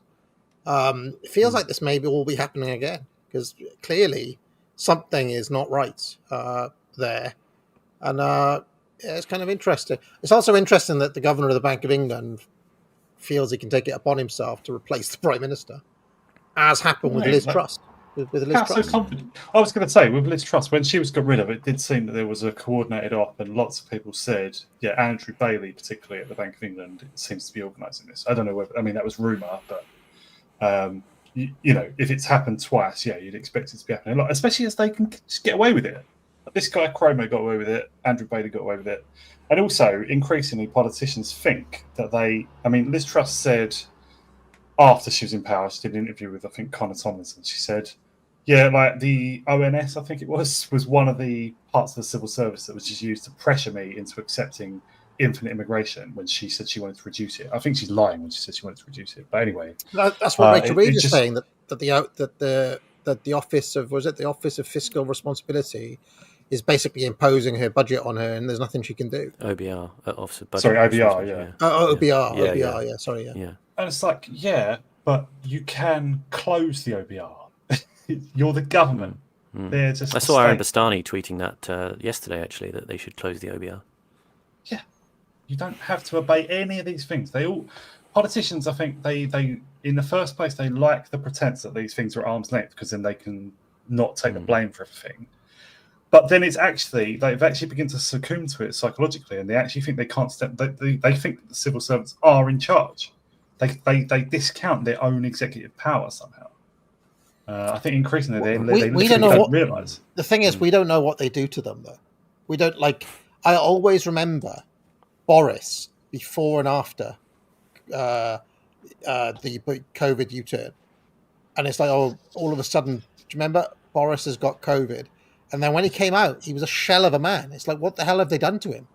Did they like put his balls in a vice? Did they use Chinese water torture? Did they threaten his kids? Like, what happened? But so let's say he really got the COVID virus. Like, obese people were especially susceptible to that. He may have just actually nearly died, and been gravely harmed by it. He probably was. Like, obese people suffer terribly from almost any disease, don't they? So I think he was actually ill. So you don't think anything happened? You don't think they took Boris in a dark room and said, you better do this, Boris, or we're going to kill you? No, I think loads of people want to believe that civil servants control things, but what civil servants take the power that is left to them. Like, it's left to them by politicians who don't want to use their own power. Well, according to Dominic Cummings, it's the sort of permanent secretaries who control things. They don't literally control things, though, right? They have the sort of executive power more than the ministers and the MPs do. I mean, that's because the ministers don't take that power. Well, yeah. I mean, he thinks the Prime Minister has reserves of executive power which he usually doesn't use and is warned off by people like the Treasury. but that the actual cabinet meetings per se are effectively scripted, and people simply read their parts and are then dispatched to go and chase the news cycle. That's Cummings' all a choice. Yeah. Like but Cummings was himself. He recommended lockdowns. He recommended a second referendum for the EU. He has portrayed himself since he fell out with Boris Johnson and his wife as a kind of rebel who was trying to do all the right things, was like a genius among idiots and all this stuff. But he was part of the machine himself, willingly, agreed with them on almost everything, and got bitter afterwards, I think, right? And he's not as clever as he makes out. I'm sure he's quite clever. But like he and many other people like to portray that the politicians have been like subjugated or something by the civil servants, but that's not literally true, right? The civil servants are constitutionally under them. They take politicians' orders. It depends. I mean, there was an interesting interview with Sarah Vine, Michael Gove's ex-wife, recently, and it was kind of a bit of Tory inside baseball. But she and the interviewer, I think it was Camilla Tominey from the Telegraph, I think they both kind of agreed that Cummings's picture of the reality of government was accurate. I mean, they think Cummings has his own errant genius and all the temperament that comes with that in terms of his particular fixations, but they felt he was kind of more or less reflecting reality as it was, that the kind of coachload of cabinet members come in and are effectively pushed around by the permanent secretaries and the senior civil service, especially the Treasury, pretty much there as a block and a resistance to anything they want to do. And the continuity government lies in that aspect of what we dramatically call the deep state, but is really just continuity bureaucracy. And I think that's true, but I think the reason for that is because obviously, like, a lot of ministers are only in place for a matter of months, right? So that doesn't help. But what they need, obviously, is they need to go to whenever they get resistance, which they definitely will, and threats as well, and almost insubordination. I'm sure they get that from the civil servants all the time, who are trying to channel them one way rather than the way they want to go. I'm sure that's all real. But what they need is when they go to the Prime Minister and say, if they can get a meeting with the Prime Minister, right? Like, they need to just say, my department is disobeying me. I need your support. I need them to see that you're backing me, so that I can order them and they will obey, right? But if the Prime Minister fundamentally agrees with as Boris Johnson did, as Theresa May did, fundamentally agrees with the civil service, they can't get that support. So then the civil service effectively does run things, but it's because of the politicians. It's because of the Prime Ministers, especially. Of course, these are the status quo anti-candidates, and this is what Cummings is advising new governments to do, is to essentially come in on the first day, start making sackings and destroying the kind of system overrides that the bureaucracies use to obstruct governments from making those kinds of changes. So key personnel need to be cycled out, and certain bits of prime ministerial residual powers that are there actually need to be invoked. But Boris Johnson's like the worst possible example. He had no intention of fighting for anything. He has no beliefs or principles anyway. Like politicians, in order to just reassert the power that they do have constitutionally, they just need to treat it like a battle. They need to expect the civil service to fight them and to try and defeat them in all sorts of ways and control them. And they need to just learn what is needed and do it. But we've had a string of prime ministers who all just agree with the civil service. They will just have this, or just are so feeble or just fake that they're never going to stand up to them the way they should. It's trying to find a way to sack the relevant people without getting involved in endless lawsuits. And obviously we saw under Priti Patel as Home Secretary that some of the civils, was it Philip Rutnam, they will actually try and fight. They'll get fired and they'll try and fight you even when they've been sacked. So I mean, there is a fight there. Right? It's totally true. And the minister's got 1,001 other problems all the time. So I understand it's extremely difficult. But I really object to the idea that the civil service are literally in control. They're in control because the politicians refuse to confront them. That's all I mean. And this seems to be the case with this Bank of England governor here. It's like Wilson knows that he's plotting against him and yet leaves him in place. That's madness to me.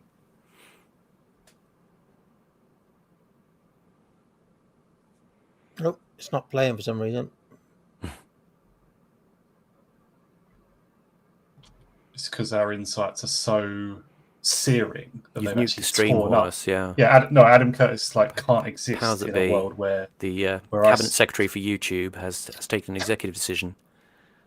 And No, the truth that I'm speaking has destroyed the documentary. I know. It's Truth ceased bombs. to be true.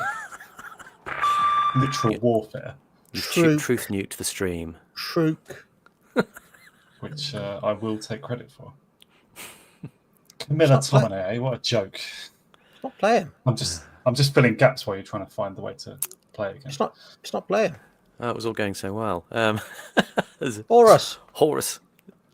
Well, I didn't actually destroy it. I was just crediting myself, praising myself then. Everyone knows. Okay.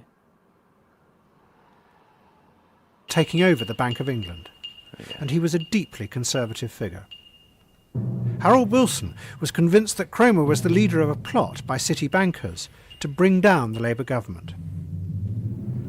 Lord Cromer, from his point of view, was convinced that Wilson was leading the country to disaster because he was refusing to do anything about the huge deficit that Labour had inherited from the Conservatives. In a series of dramatic confrontations, Cromer told Wilson that he had to cut almost all his promised policies to reform and modernise the country. Otherwise there would be an international collapse of confidence in Britain. And that would destabilise the whole global economic system, Cromer said. Pause. Wilson refused. Just a brief one there. Simon. Just a brief one there. Just echo of Alan Greenspan pulling Clinton up short and telling him he couldn't put his social justice agenda into play. Yeah, that's true as well. Tell you what, who's really in control, eh? Is it the politicians or is it the businessman in his suit and tie? All right, let's carry on. Conspiracy theory. The bankers, the bonuses. Bankers, the bonuses. And in private, Cromer began to talk of forming an emergency coalition government that would replace Labour and make the necessary cuts. And the man most inspired by this idea was the most recently appointed director of the bank, Cecil King.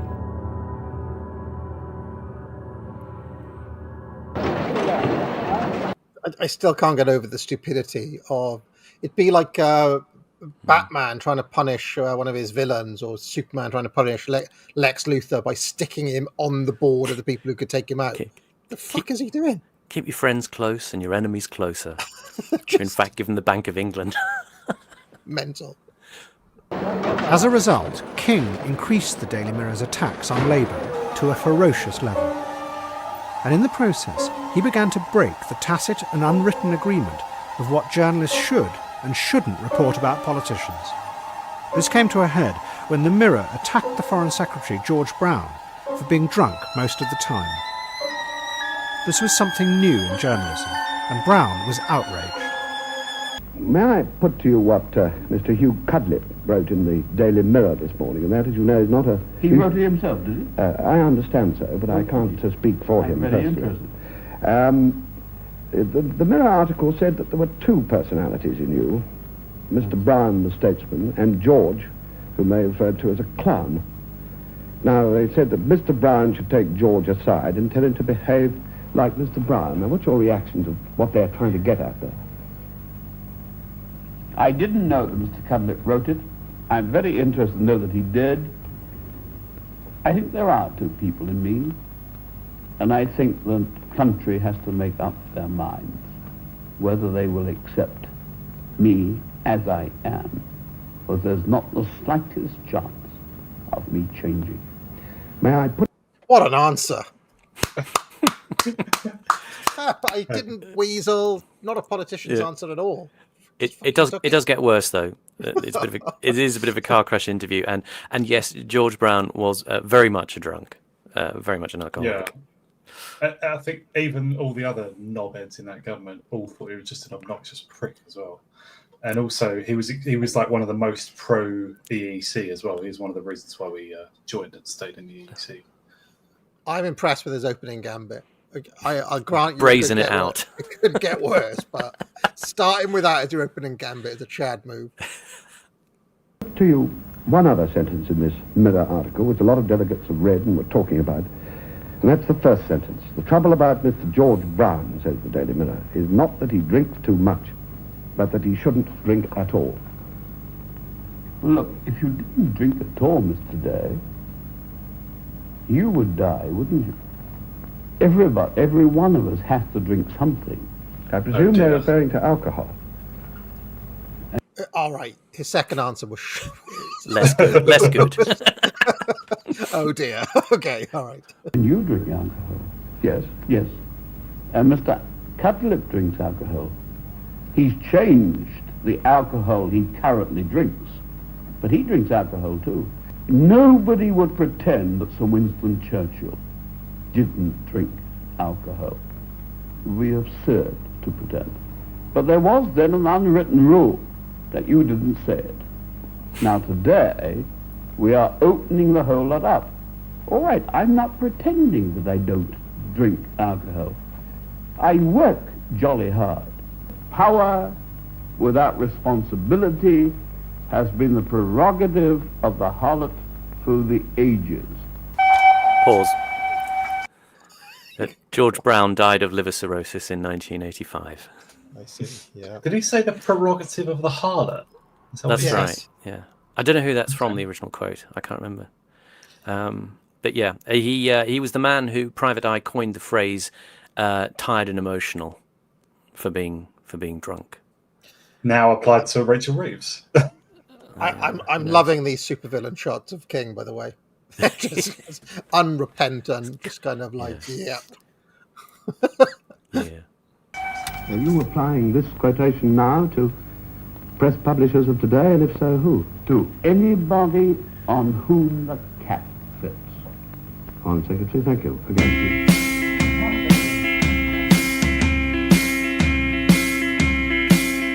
I'm a rolling stone, all alone and lonely, for a life of sin.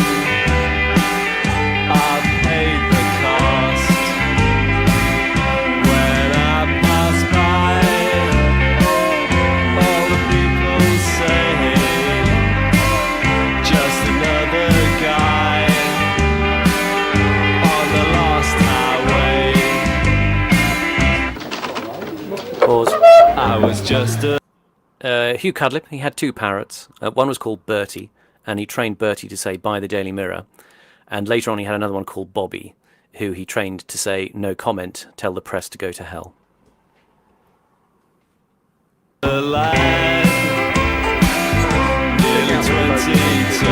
Pause, please. Did he also have one called Rachel that went... Poor Rachel Reeves. I will say, by the way, that a lot of conservative melts are rushing to her aid, saying she wasn't really crying, it was a personal matter, don't be so harsh, or blah, blah, blah, blah. But I think she's pretty much history, isn't she? Let's face it. She's had the full backing of the board.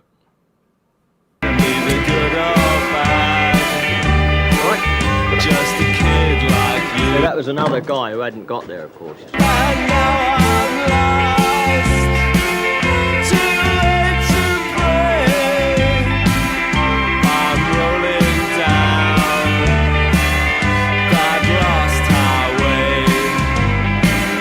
Well, we'll have this, and we'll have a good full length, because I like cigars with legs on.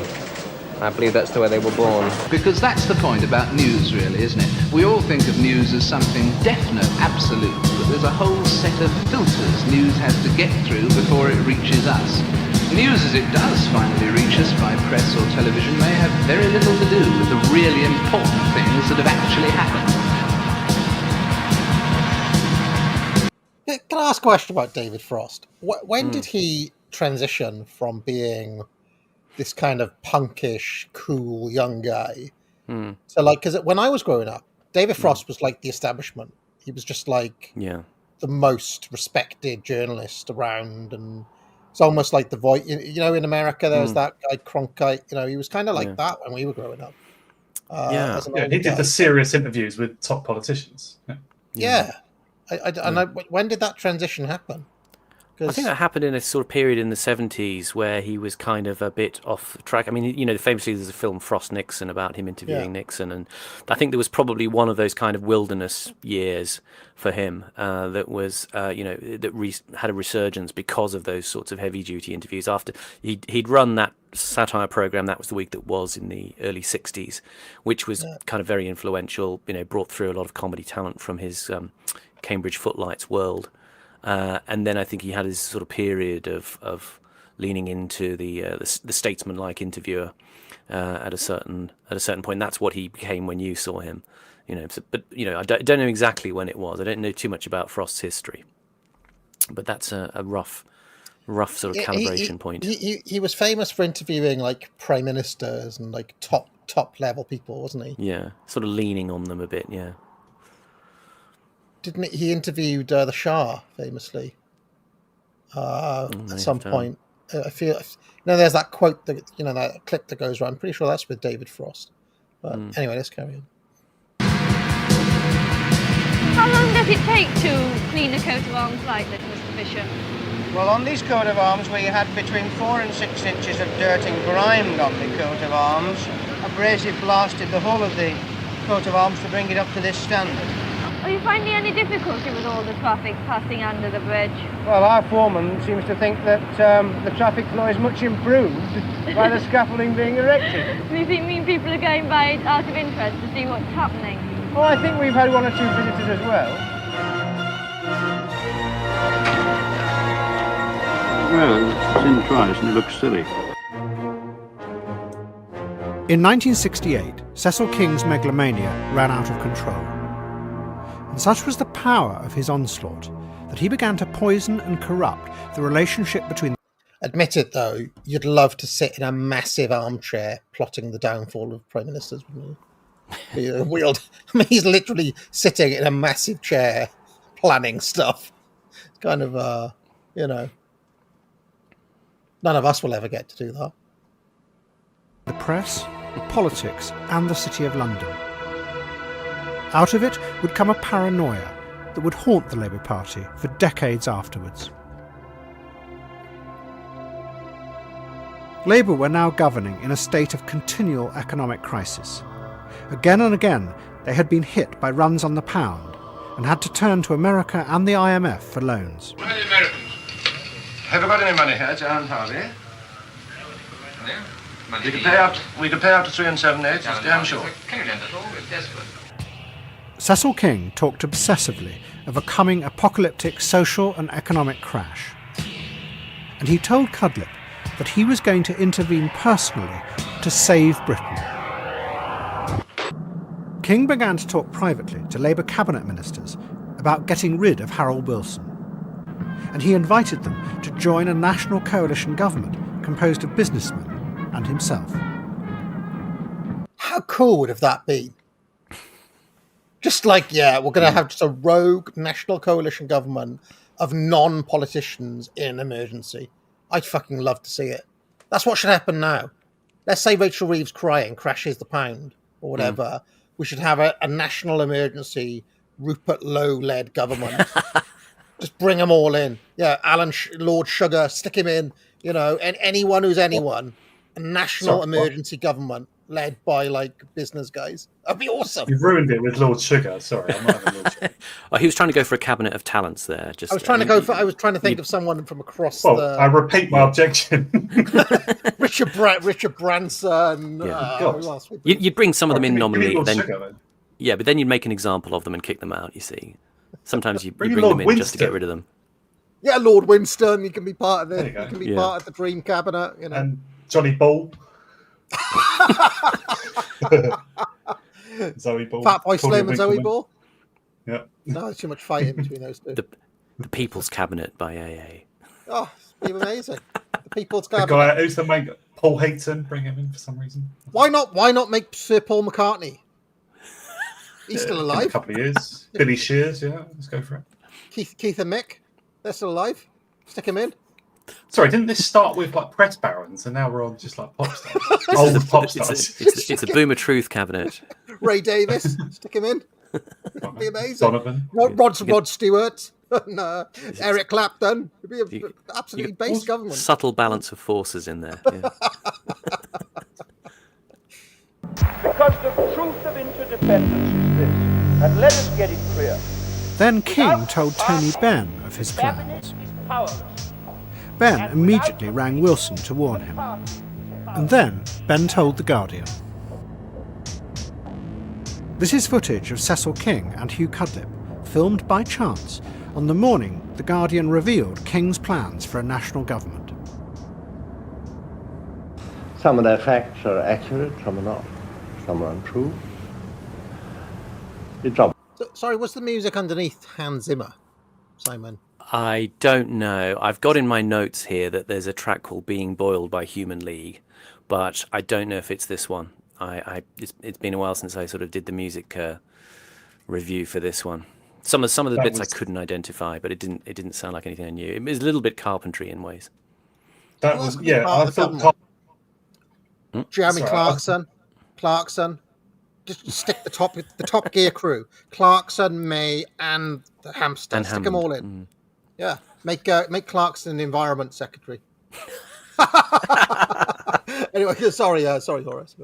Just that bit of music did sound like I thought Carpenter, but then I did think Human League because it sounded like the 80s synth drumming sound. He uses bits from Prince of Darkness and I think The Fog in this particular film, but that one I don't know. Was it meant to be damaging? What do you think? Oh, it's clearly meant to be damaging. I don't think there's any doubt about that at all, but I don't see that it is. I mean, what it says basically is that the Daily Mirror is a powerful paper, and that what it says seems to matter. That's the main message. And a lot of people are afraid of it, and some don't like being afraid of it. Well, we can take that too. Although publicly he supported King, in private, Cudlip was in despair, because King's behaviour was destroying the Daily Mirror.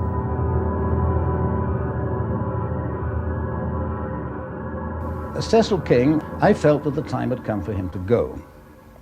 Because I think the time comes when people in frightfully powerful jobs, like publishers of a large number of newspapers, begin to think that they are more powerful than they should be.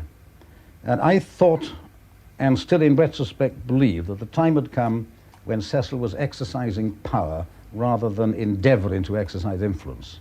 And I think there's a tremendous difference between those two things. King's sense of destiny was also being fuelled by his wife Ruth.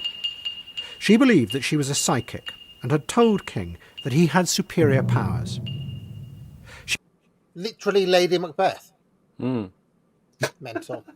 She persuaded him that he was so powerful he could make himself invisible as he walked down Fleet Street. At the same time, the Labour cabinet were descending into paranoia. As a result of Benn's warning, Wilson became convinced that the city bankers were using King to mount their coup. He set up a secret cabinet committee that devised an economic doom. Who knows? Maybe he could make himself invisible. We'll talk about this. No, I'll tell you, Marilyn Monroe was said to have this ability, that she could turn on and off being Marilyn Monroe, so that she could walk in New York or in London or any crowded place. Nobody would recognize her. And at a moment of her choosing, she would do something with her body or something, and then everybody would flock and be like, there's Marilyn Monroe. She could turn it off and on. And this has been talked about a number of times that Monroe had this power. I can believe that. You adopt a different sort of demeanour and countenance, right?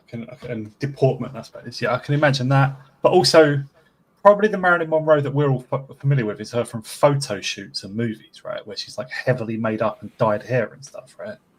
Yeah. In the street, just change your makeup a bit and you can look like a different person, can't you? Yeah, apparently it was something she did with her body or something, some way she carried herself that would transform her from being like Norma Jean to Marilyn Monroe or whatever. So yeah.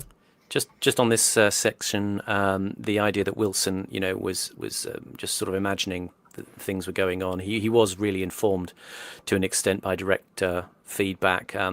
King's grandiosity at this time had grown such that he sort of summoned Tony Benn to have a chat with him. Benn was the Minister of Technology at this time, and King sort of basically tried to get Benn on board with the promise of high position if he backed King in this kind of move to form a new secret government that would take over. And the first thing Ben did when he left the meeting was get on the phone to Harold Wilson and tell him what was going on. So there was his mistake, trusting a commie. Doomsday weapon called Plan Brutus. In the event of a crisis, the government would seize all foreign investment in Britain and all overseas securities held by the British banks. The government leaked the plan to the News of the World. The message to the City of London was simple. You try and overthrow us, we will pull the house down around all of us.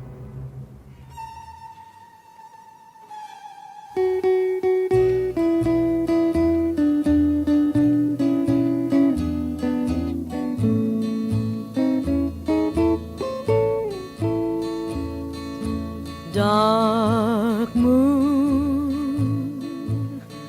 away up high up in the sky. Oh, tell me why you've lost your splendor. Do you think it's fair to say that Wilson was the worst of the Labour government? Because they've only really been in power 3 times, if we don't count Starmer. Attlee, Wilson, Blair, basically, or Blair Brown. There was Ramsay MacDonald as well. Yeah, but there's a lot of asterisks around that, I would say. Because doesn't that become like a coalition government or some national, that's very quickly done in by the establishment, isn't it? At the Ramsay MacDonald one. Possibly Callaghan, who took over after Wilson stepped down and sort of, limped on for 2 or 3 years while the country was he was like the kind of the Gordon Brown figure. Yeah. Both pretty shit. I think Blair's government was aggressively destructive and subversive, so I think that's the worst one. But they're all bad. Labour is just a pox, so just ban the whole party. Dark moon, what is the cause your light withdraws? Is it because I've lost my love? We managed to get the names of the victims by about 9 o'clock last night, and from then on we spent 4 hours chasing around doing the worst job in newspapers, really. Chatting, trying to find out details of people who've just been killed. But it's one of those things that in newspapers just has to be done. We're always very, very careful about this sort of thing. Do journalists even bother to do this sort of work anymore? Do you know if they go and meet the victims and have a chat? I feel like journalists don't actually do any journalism anymore. No. I think that they'll obviously chase people up when there's a advantage to the particular story. But this is a kind of fairly grim moment of newsman talking about how we exploit grief for copy. If obviously people are very upset when we arrive, we just apologise and say very sorry and go away. But it's amazing, really, the number of people who are prepared and who are willing and sometimes want to talk to someone and tell them about the person who's been killed.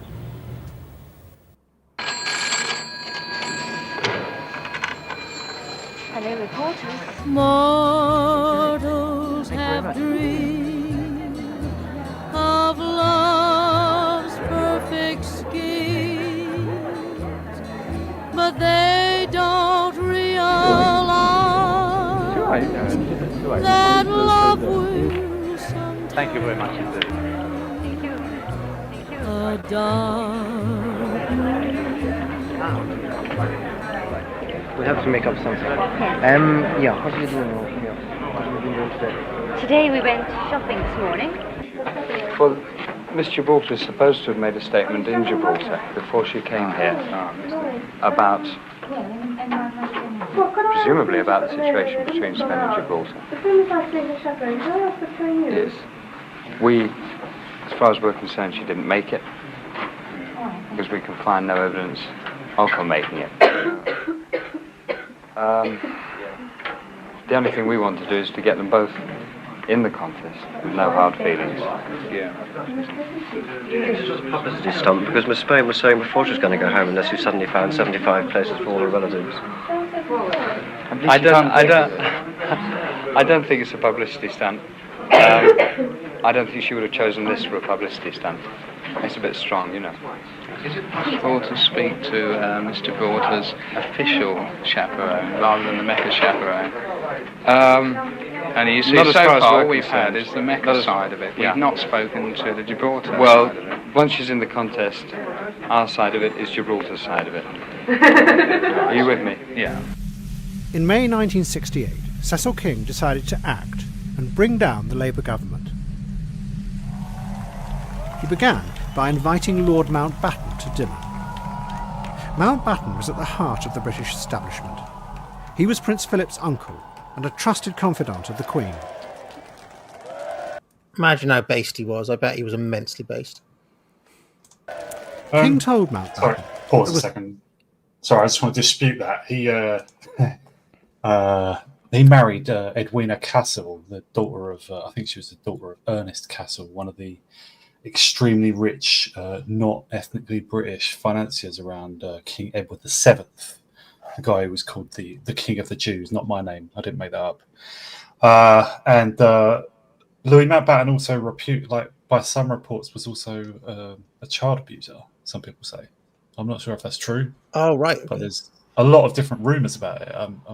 It may all be false, though. You shouldn't just go on rumours, obviously. But some people say he was a paedophile. Now, are we getting up to Operation Clockwork Orange here? Because I've been interested in this for a very long time. Is this what we're leading up to? It would touch on aspects of it, but that really sort of is something that takes us further on into the 70s. There's a interesting short film by Mark Felton. People may know him as a very big YouTube channel that does a lot of short films on aspects of mainly World War II, but also bits of Cold War history as well, which is a bit more involved and runs into that period in the 70s where you have the kind of retired colonels in the home counties, getting a bit uppity about, wanting to change out the second iterations of the Wilson government. And that stuff is a little bit of a deep and broad rabbit hole to go into here. So I think probably we won't sort of touch much on any of that aspect today, but I'll post some stuff after the stream if people want to look into that. There is an interesting film called The Lost World of the 70s where they interview one of these guys, where there was quite sort of open plotting against Wilson, and he was thought to be by a number of people in MI5 compromised by the KGB because of his relations with certain Eastern European emigre businessmen, let's say, which was used to apply pressure onto him. And there was a concern with MI5 at sort of a junior level, perhaps slightly hysterical, I don't know, that he was a threat and a menace. And of course, don't forget that's a time when there's a lot of more radical agitation going on. You've got the Workers' Revolutionary Party who are literally happy to, invite the Soviets in and give them the keys to the nuclear arsenal. So that's a bit more of an intense scene that happens, 5-6 years after this goes on. I really encourage people to, that might make another good episode of The Deepest Law maybe, but I encourage people again to follow Simon on Twitter. I'm sure your link is below the video, isn't it? Because after, or sometimes before, episodes of The Deepest Law, Simon often posts a lot of related stuff, and you get it's like the BBC red button of The Deepest Law, but better. So, well, we try. An imminent crisis about to overwhelm Britain. He painted an apocalyptic picture. There was going to be bloodshed on the streets, and the army would have to get involved. And he asked Mountbatten if he would agree to be the head of a new government that would step in to take control. Such a shame this didn't happen. Imagine how amazing it would have been. Don't you just love the idea of it? Just like an actual coup of the British government with a rogues gallery of businessmen and military dudes just running the government. I think this is a big plot line in that the Queen TV series for one of the seasons as well, because the Queen was quite worried about Louis. She was worried about who was her first cousin. Is that right? Worried about the potential of him getting involved with King's putative coup.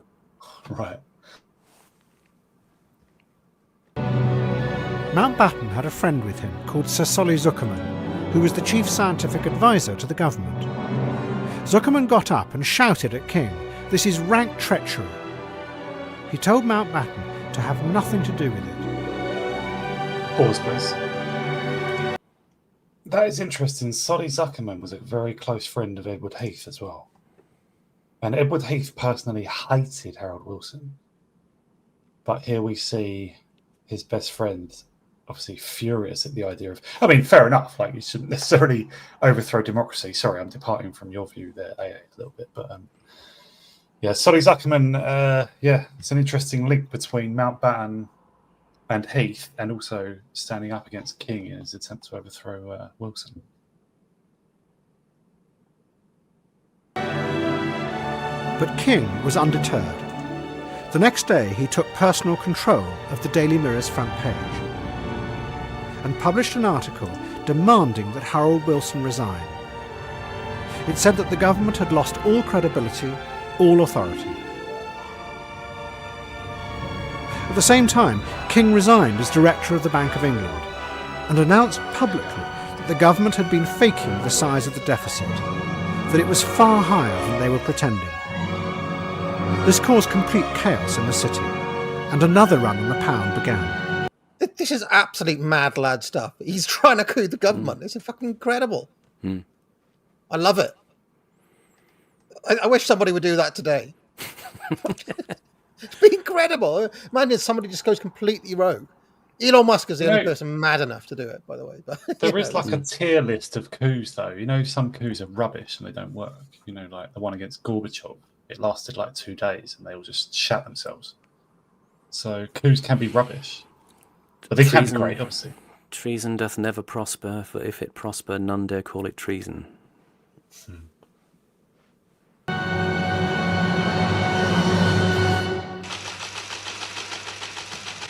Hugh Cudlip later wrote that King had timed all of this deliberately to bring Wilson down.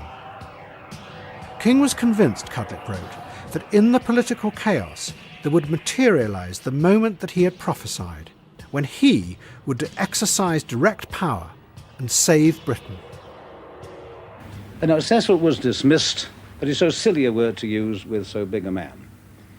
But the time had come when he was dominating affairs to such a degree that those around him, and it was everybody around him on the board, it was a unanimous decision, decided that the time had come for him to go. Hugh agreed that Cecil's reign should be terminated, and then showed immense courage, if you will remember what the relationship was. And he said, now that this has been agreed, after it had been agreed with the directors, he said, now I will be in charge of the tactics, because you're dealing with a very powerful person in Cecil King. Given the courage, why was it that Cecil King was told of his dismissal by the company secretary at 8 o'clock one morning, and Hugh Cudlip's courage apparently stopped short of personally telling his old mentor and father figure that he'd been fired? I think we all have a point beyond which we cannot go. Hugh had cooperated all the way along, had taken the lead, but if you go back to this quasi-father-son relationship, I don't think... Is it just me who thinks that this man's face looks a little bit like a kind of Toby jug or something? What sort of physiognomy is this? It reminds me a little bit of that old game Guess Who. Be like a Guess Who character. This is or a spitting image or something like that. He's got a little bit of a sort of a flabby Michael Caine kind of thing to him as well. That sort of hooded eye look. Rubbery mouth, you know. He was a senior board member of the Mirror Group, and he was the one who really gave Cudlip the order to stick it to King. What was this guy's name? I missed the subtitle. Ellis Burke. Yeah. Okay. And he messaged Cudlip and he said, "You must stop this, Hugh. If that goes in the paper, it will do immense damage to the whole Mirror Group." This was King's editorial that said enough is enough, which went in the paper a couple of days after he had the secret meeting with Mountbatten. And then Cudlip told him that it was already too late, it had gone in, and then Burke said, well, in that case, King has to go, and you've got to make sure it happens. And if King stays, I will resign from the board, which would have been a massive blow in terms of confidence in the Mirror Group, because Burke in his own right was very influential. Think that he could bring himself to do this face to face. Well, now, you did it, and you admit responsibility for it in what one paper called a particularly brutal manner. You sent the company's secretary to King's house with a letter at 8 o'clock in the morning instead of meeting him face. I'm going. This guy looks quite a lot like Tony Benn, or like he's got a very familiar-looking face, and it's confusing me throughout this. But this is this. He's the actual editor of the Mirror, right? Cudlip was essentially the operational lead for the Mirror. He was the kind of brilliance of the Mirror in that period. He had that instinct for news, and in a way that, King had that paternalistic vision of sensationalized news, but Cudlip was an operator who was very good on the floor. He would be off to the pub with the journalists afterwards, but also he'd be off to parties with Wilson and politicians and captains of industry, so to speak, and he was very charming. So he was kind of the real force that the Mirror had to hold on to rather than King. Face to face. That has been said as perhaps being a little cowardly, was it? Of course not. I knew King far more than anybody else on that group of newspapers at that time. I knew more about his pride than other people. I also, perhaps alone at that time, because his book, where he subsequently states this himself, had not been published, had a great tendency and thoughts of suicide. When people are in a very powerful position, and like King, pretty unapproachable, lonely, aloof, and very ruthless himself, I certainly feel no guilt myself about the excellent, detailed way in which his departure was planned. And when he said it later that it was bungled it wasn't, because go he did. But in the end, you got his job. In the end, he was unanimously sacked, and I was unanimously appointed. One of Cudlip's first decisions as the new chairman of IPC was to sell one of the newspapers that was making a loss and didn't fit with his ideas of how to educate the British public. So he basically Palpatined him. He Palpatined King. Yeah. Did I ever tell you about Darth Plagueis the Wise? Yeah. I mean, he just to say, Cudlip essentially, he took on the Sun, which was more of the sensationalist mode that King had been in favour of, but up to a point, and after this, of course, the sort of the chains were off, and they could run with that once they ditched King. Called the Sun. Its new owner, Rupert Murdoch, doubled its circulation in 100 days.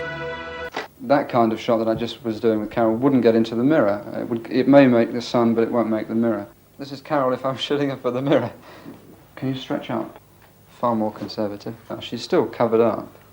A little bit more dressy. She's just got that little bit showing. But at the same time undressed. They don't seem to want that. Just very, very, very simple, really. I'd be rich if I knew what made the Mirror and what made the Sun all the time, At the same time, you need something to highlight the picture. Just, a little subtle centre for the picture. Yeah, I think so. I think incredibly subtle. Good. Very still. Don't press your arm in. Good. Lift elbow up a little. Although they had set out to destroy each other, Cecil King, Harold Wilson and the bankers in the City of London were all part of an old story that in 1968 began to crack. What united them was a patrician vision. Cecil King had wanted to use his newspapers to educate what he called the little man. Harold Wilson had wanted to transform the British people with a vision of social progress. The bankers wanted to keep Britain great by maintaining sterling as the dominant world currency. But in a time of growing economic crisis, these stories no longer worked. They were the remnants of an old empire.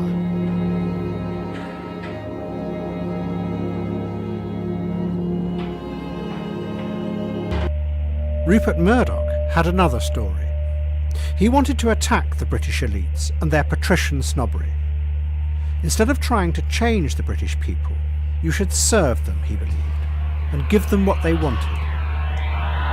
What Murdoch was waiting for was a politician who thought the same. And together, they would then create the new frame, the way we still see the world today. Well, that's typical Sun, isn't it? Yeah. In fact, one we turned down last week. Well, just a dog picture. They don't seem to have it in very much.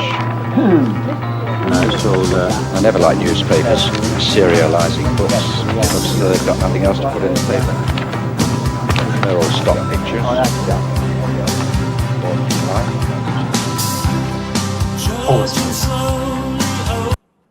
Just wanted to ask Simon, I don't suppose you know what that headline was about. What was it, Red File for Callan or something?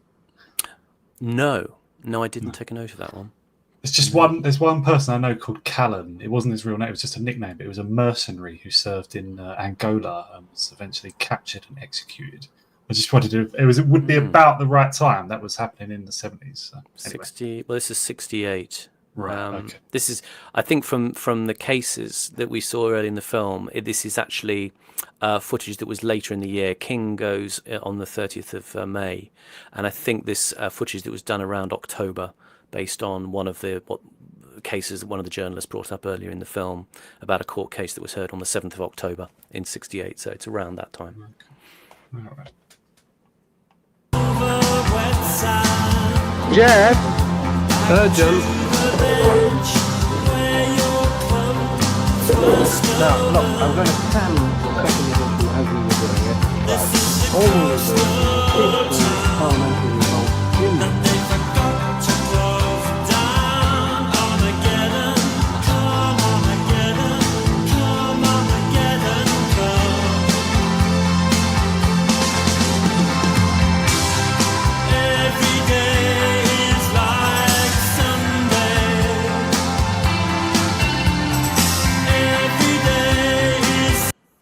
Feel a bit gutted for King. Yeah, interesting contrast there, sort of, King with his aspirations of country house grandeur, Murdoch, he's just about the business, works in a plain office. What does he give the people? He gives them tits. That's what they want, in his vision. But by the way, that reference to their reference to Callan, a friend has just texted me. I mean, of course, it's obvious, but I don't know if it's a reference to the TV show Callan, which the Edward Woodward one. But okay, could have been. I don't know.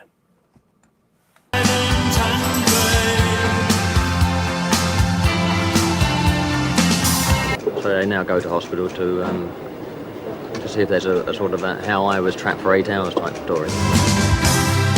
Every day is like Sunday. Win yourself a cheap train. And finally, we've got a stewardess who's going to glide in to open a pub from 10,000 feet. The pub is called the Glider, so it could just be a publicity stunt.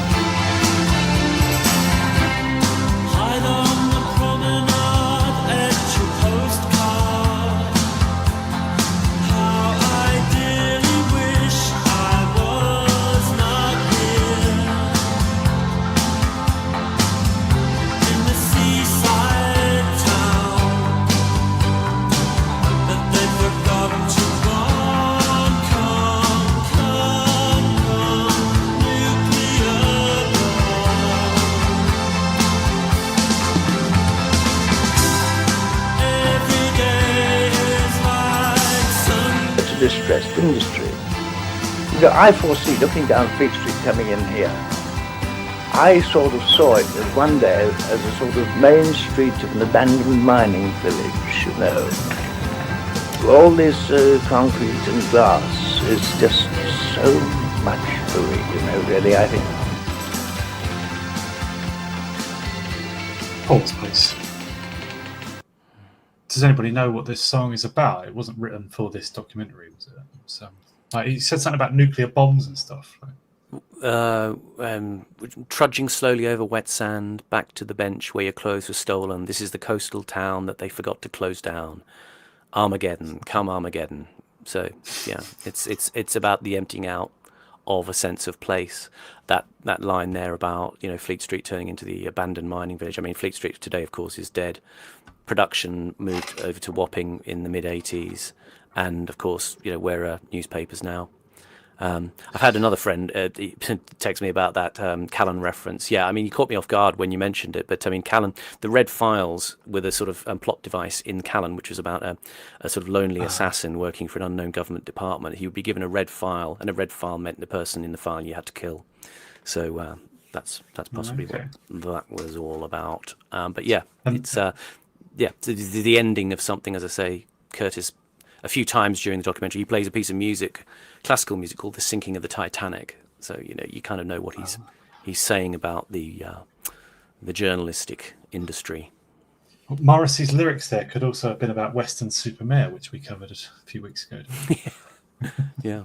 Come, nuclear bomb. Every day is like Sunday. Every day is silent and grey. Typically cheery Mozza. Eh? Yeah.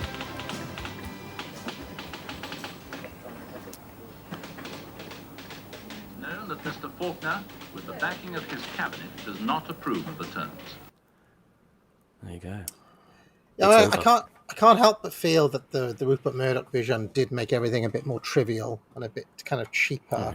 Oh, yeah. You know, the missus often talks about this, that you forget how kind of like there was a kind of crass undercurrent in the 80s that was kind of. And you can. Sometimes I've gone back and watched just like adverts from the 80s and so on, and there is a kind of like, how can I put it? It's like a kind of. It's like a kind of the people who come to mind are Hale and Pace. Basically, there was kind of like a Hale and Pace culture in the 80s there for a while. Talking of tawdriness, it's kind of just a bit cheap and nasty, you know, and a bit kind of like. Bit loads of money, kind of. Well, people forget the ire for Murdoch. I mean, you know, Bruce Robinson, the writer of Within a Lie, is one of those people who have furiously exercised about Murdoch. And you know, famously, the screenwriter Dennis Potter, when he had that last interview he did with Melvin Bragg, where he was dying of cancer, and he talked about his tumour, and he said, "I've called it Rupert, because that man has done more than anything else to bring down the political discourse in the country." And he said, you know, I'd shoot the bugger if I could. I mean, I would note that Cecil King did seem to have a certain patriotism. He's very haughty and perhaps deluded, right? But there's a certain patriotism about it, right? He thinks he was trying to save the country from bad rulership. You know, there's nothing of that in Rupert Murdoch. There's just business and supporting Israel, and you know, like kissing up to the already powerful, trying to choose who's going to win and going with them. You know, he's like soulless.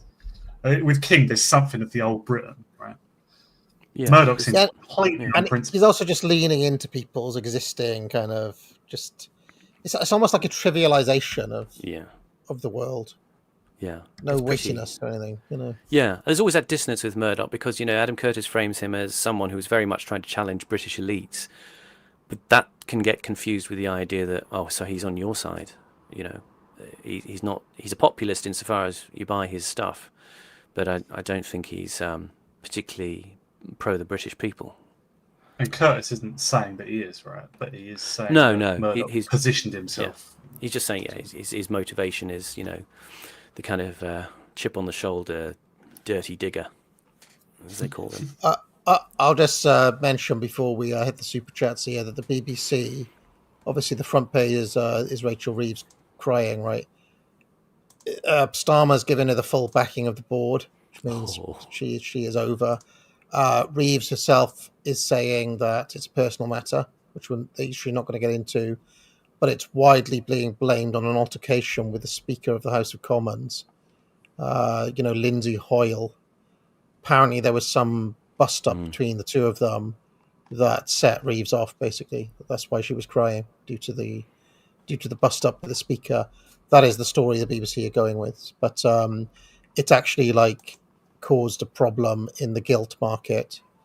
There's been a almost 0.1% increase since she cried, and a run on the pound as well. So there we are. In terms of super chats, just a couple. Port Film Co-op says accent challenge for Simon. American man who works in marketing department of corn chips brand disillusioned after watching The Century of the Self? I can't process that. I can do last week's one, which was a French Adam Curtis accent. I can do Richard Boringer, the French actor who was in Cook the Thief, His Wife and Her Lover, doing Adam Curtis, and he would sound like this. He would say, in the past, politicians promised to create a better world. There are different ways of achieving this, but their power and authority came from the optimistic visions they offered their people. Those dreams failed, and today, people have lost faith in ideologies. Best I can do. So that's just a generic Frenchman saying something that Adam Curtis would say. That's how he talks in the film, Richard Boringer. He's like, thanks to you, it is dark everywhere, Mr. Speaker. He's like that. Oh, you know what? I started watching that film. It's fucking weird, isn't it? It's like an arty, twatty Ponzi film. I recommended it to someone recently. It's on my top 100 that I did. I like crime films, but that's a Ponzi one. Port Film Co-op says, Lord Beaverbrook. Oh, you guys are just making up that name.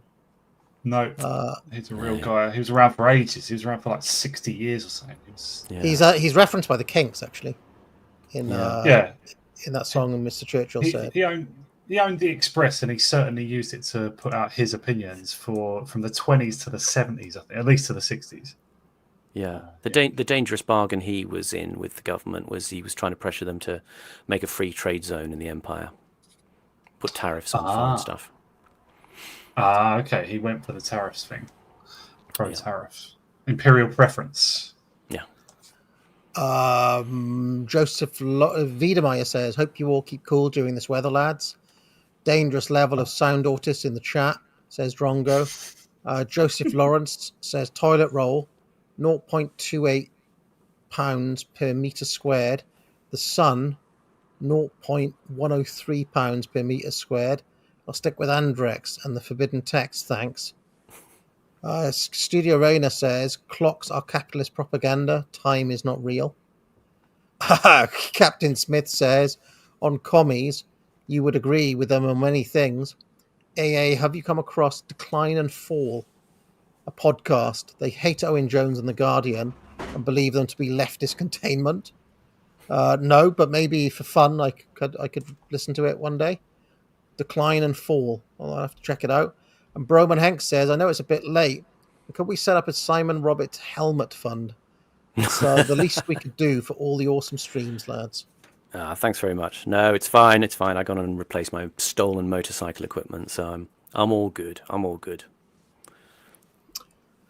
And that's it. We'll be. I'm going to be away for for at least a week. In fact, maybe even more than a week. But I'm away next week, so this is going to be the last live show for me for a while. But pick up a course. The summer sale is going to be ongoing while I'm away. Promo code Scorcher.